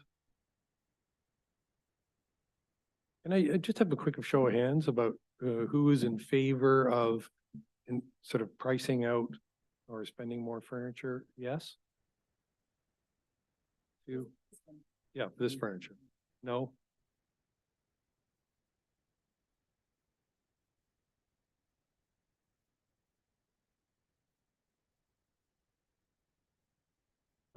New furniture for the mayor's office. I don't think I want to touch this. Furniture is very familiar to Councillor Inkster, because it's the same furniture that was there in 2008 or 9 or 10. So that's the background to it. In terms of, it's not about efficiency of working. A desk is a desk, but it is about meeting spaces and whether there's any appetite to have a better environment for the meetings that are held with visitors, for example. Any other comment? Councilor McLaughlin. I would like to just point out that the mayor does have an office. We don't have any office, so you kind of have to sometimes be grateful for what you've got. I meet in the library, so that's where you can find me. Any other, let's say, support for this? Seeing none. Ed? Extending the meeting room over CMR. So Toth. Thank you. I think this one might have actually been mine, but one of the things that I know that's come up a couple of times over the last few years is the meeting room that's upstairs where we had our lunch today. That blue chunk of wall is basically the wall of that meeting room. And so there has been talk about potential to extend that meeting room upstairs, which would make the ceiling in here a little lower, but it would make for more meeting space upstairs for staff. That being said, I don't know that there would be a lot of appetite to spend that money on the inside of the building right now when we've got outside So much the building work that needs to be done. So I don't know what a council thinks about that. Yeah, I think just over 2 years ago, that was one of the items that staff were looking at. We were being not only pressed for meeting space, but office space. And so, one of the areas to move would be pushing that wall out. But we didn't get too far on it. I think we brought the idea to council at the time. But it wasn't supported at that point. Council, any other comment on this item? Bell. Just- Yes, through the chair, just is hopefully there'll be more meeting space available in the operations center at some point. I don't know if that adds some space. Don't know about regular day to day, but I'm not supportive at this point in spending the money on this. Yeah, I'm getting the general sense that there isn't support to move ahead with this. Moving ahead to the next item, property acquisition for social housing with balance to be paid through long-term mortgage debt. I actually see this already as a sort of provisional amount in the budget. So I'm going to bypass that. Housing action table study, land study to identify land parcels available for social housing. Director. Sorry to go back to the last one, but if that doesn't happen, the accelerator fund, and so that purchase dies. Is there interest from council for, this to happen outside of the accelerator fund or to be looked at? Councillor Toth. Thank you, Chair. I think, like, I know myself, I'm supportive of the idea if we can get some combination of affordable housing reserve, grant, long-term mortgage debt. I think if an opportunity comes along, we definitely should look at it for sure. I guess my question is there any point in looking at it? If there's a piece of property that does come along that we're gonna be interested in, we're gonna have all those conversations in a closed meeting anyways. And they could be happening anywhere between now and 2026 or the next term or the next term after that. And so I guess I wonder, is there any purpose to staff doing work on an item like this in an open meeting at this time? Good point. Any other comment? Councillor McLaughlin. Yes, thank you to the chair. I mean, I know somebody obviously is passionate about this, but I really want to keep our projects geared to the main services that we provide. We're always saying that the government's downloading services on us. I think we have to be careful not to download them on ourselves. And in this case, I would rather wait for a government program to come and say, we want you to do this, and then they'll provide the funding. And I don't think we need to worry about holding land ourselves at the cost of the taxpayer, when if that happens, they'll pay for the land acquisition, whatever the cost is. I don't think we need to jump the gun on this. And we know a lot of affordable housing programs are coming, federally, provincially, whatever. So I would rather hold off on this. Maybe the accelerator fund will come through, but I don't really want to get into land banking and focusing our energies on that. If it happens, and we'll jump with it. But in the meantime, we have a lot of other things to do. So maybe we could just put it aside for now. Thanks. Councillor Bell, you're nodding your head. Okay, I think the general sense then, Director, is that we hold off on this item.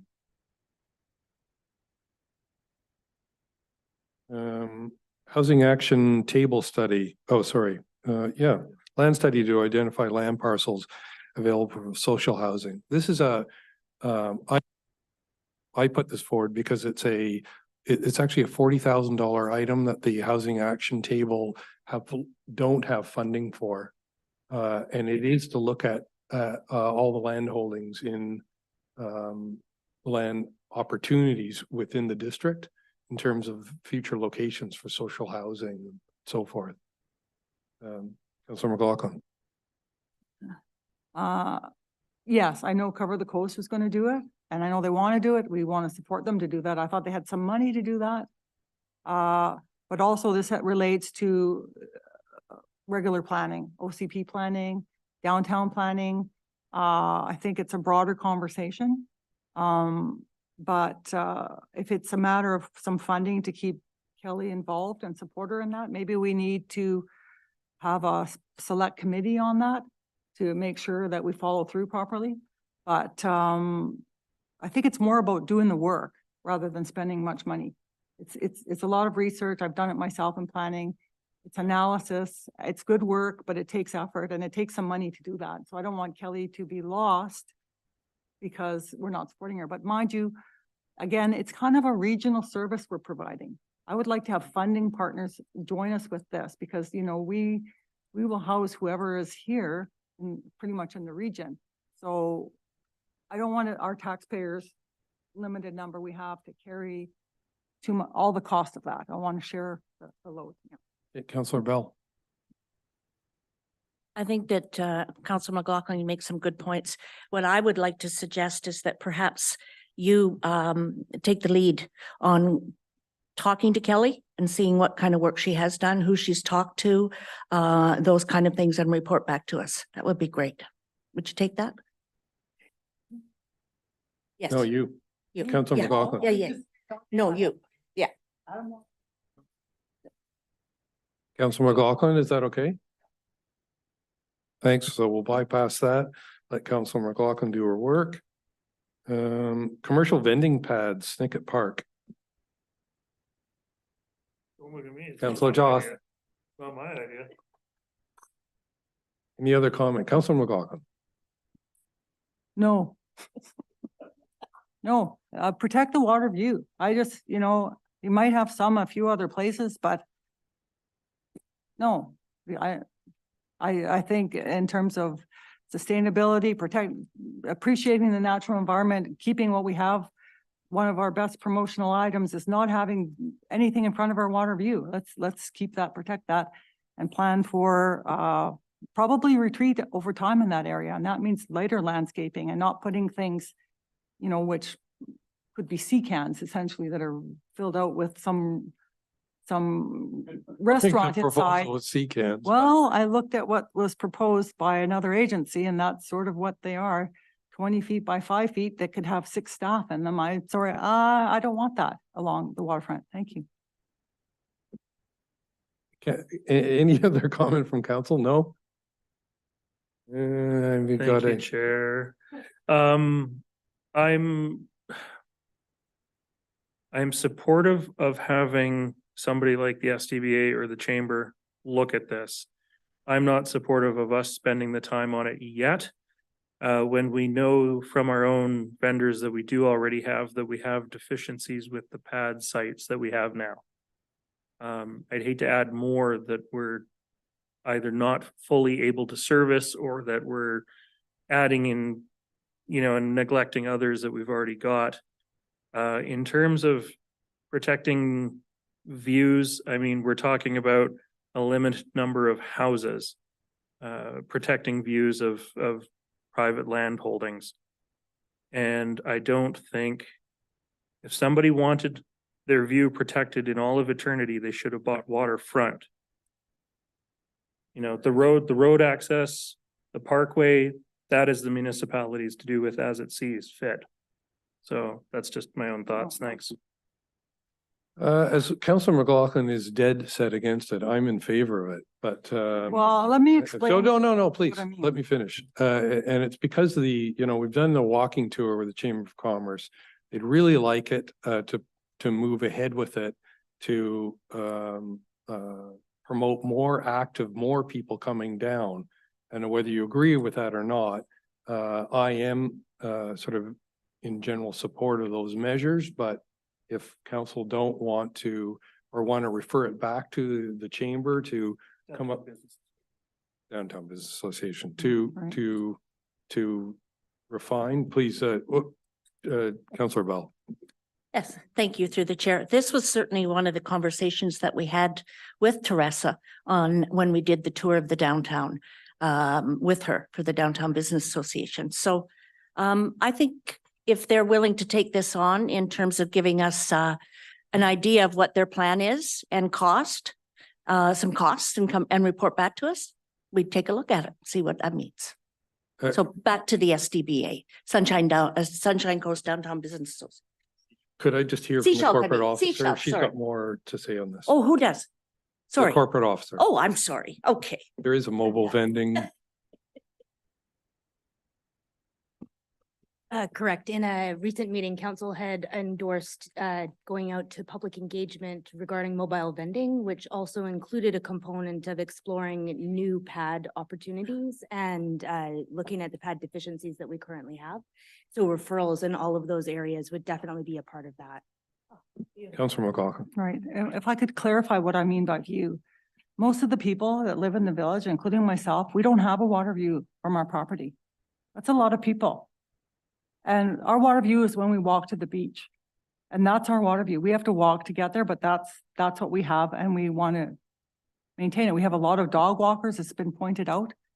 This is very important. So I'm protecting the view that we have. That's our view. No, That's why we take it very seriously.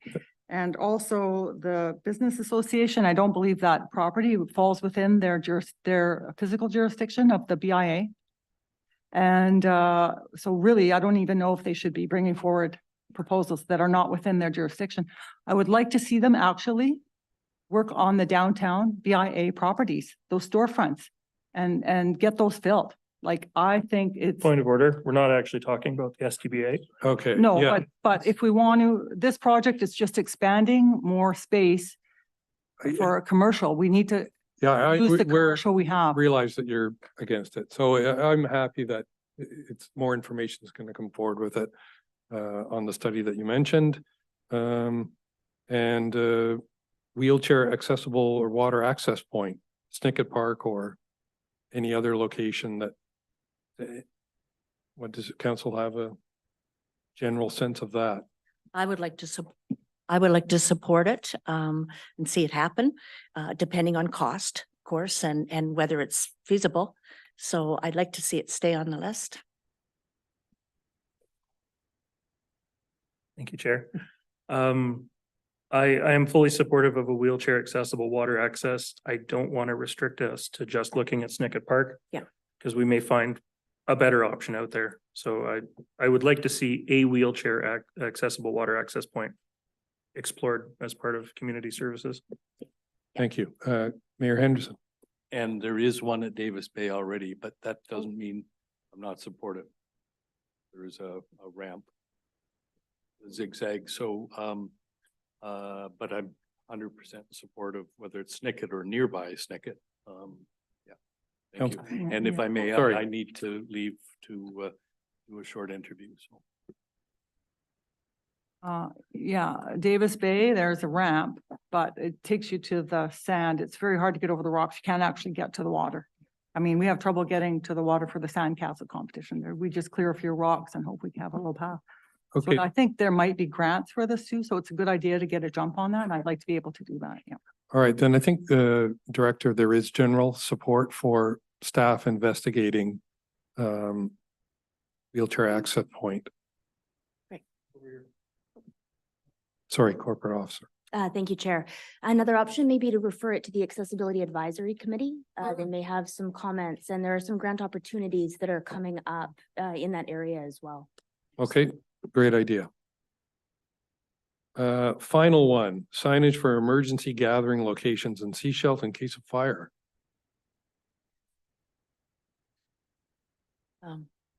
Councillor Bell. Thank you.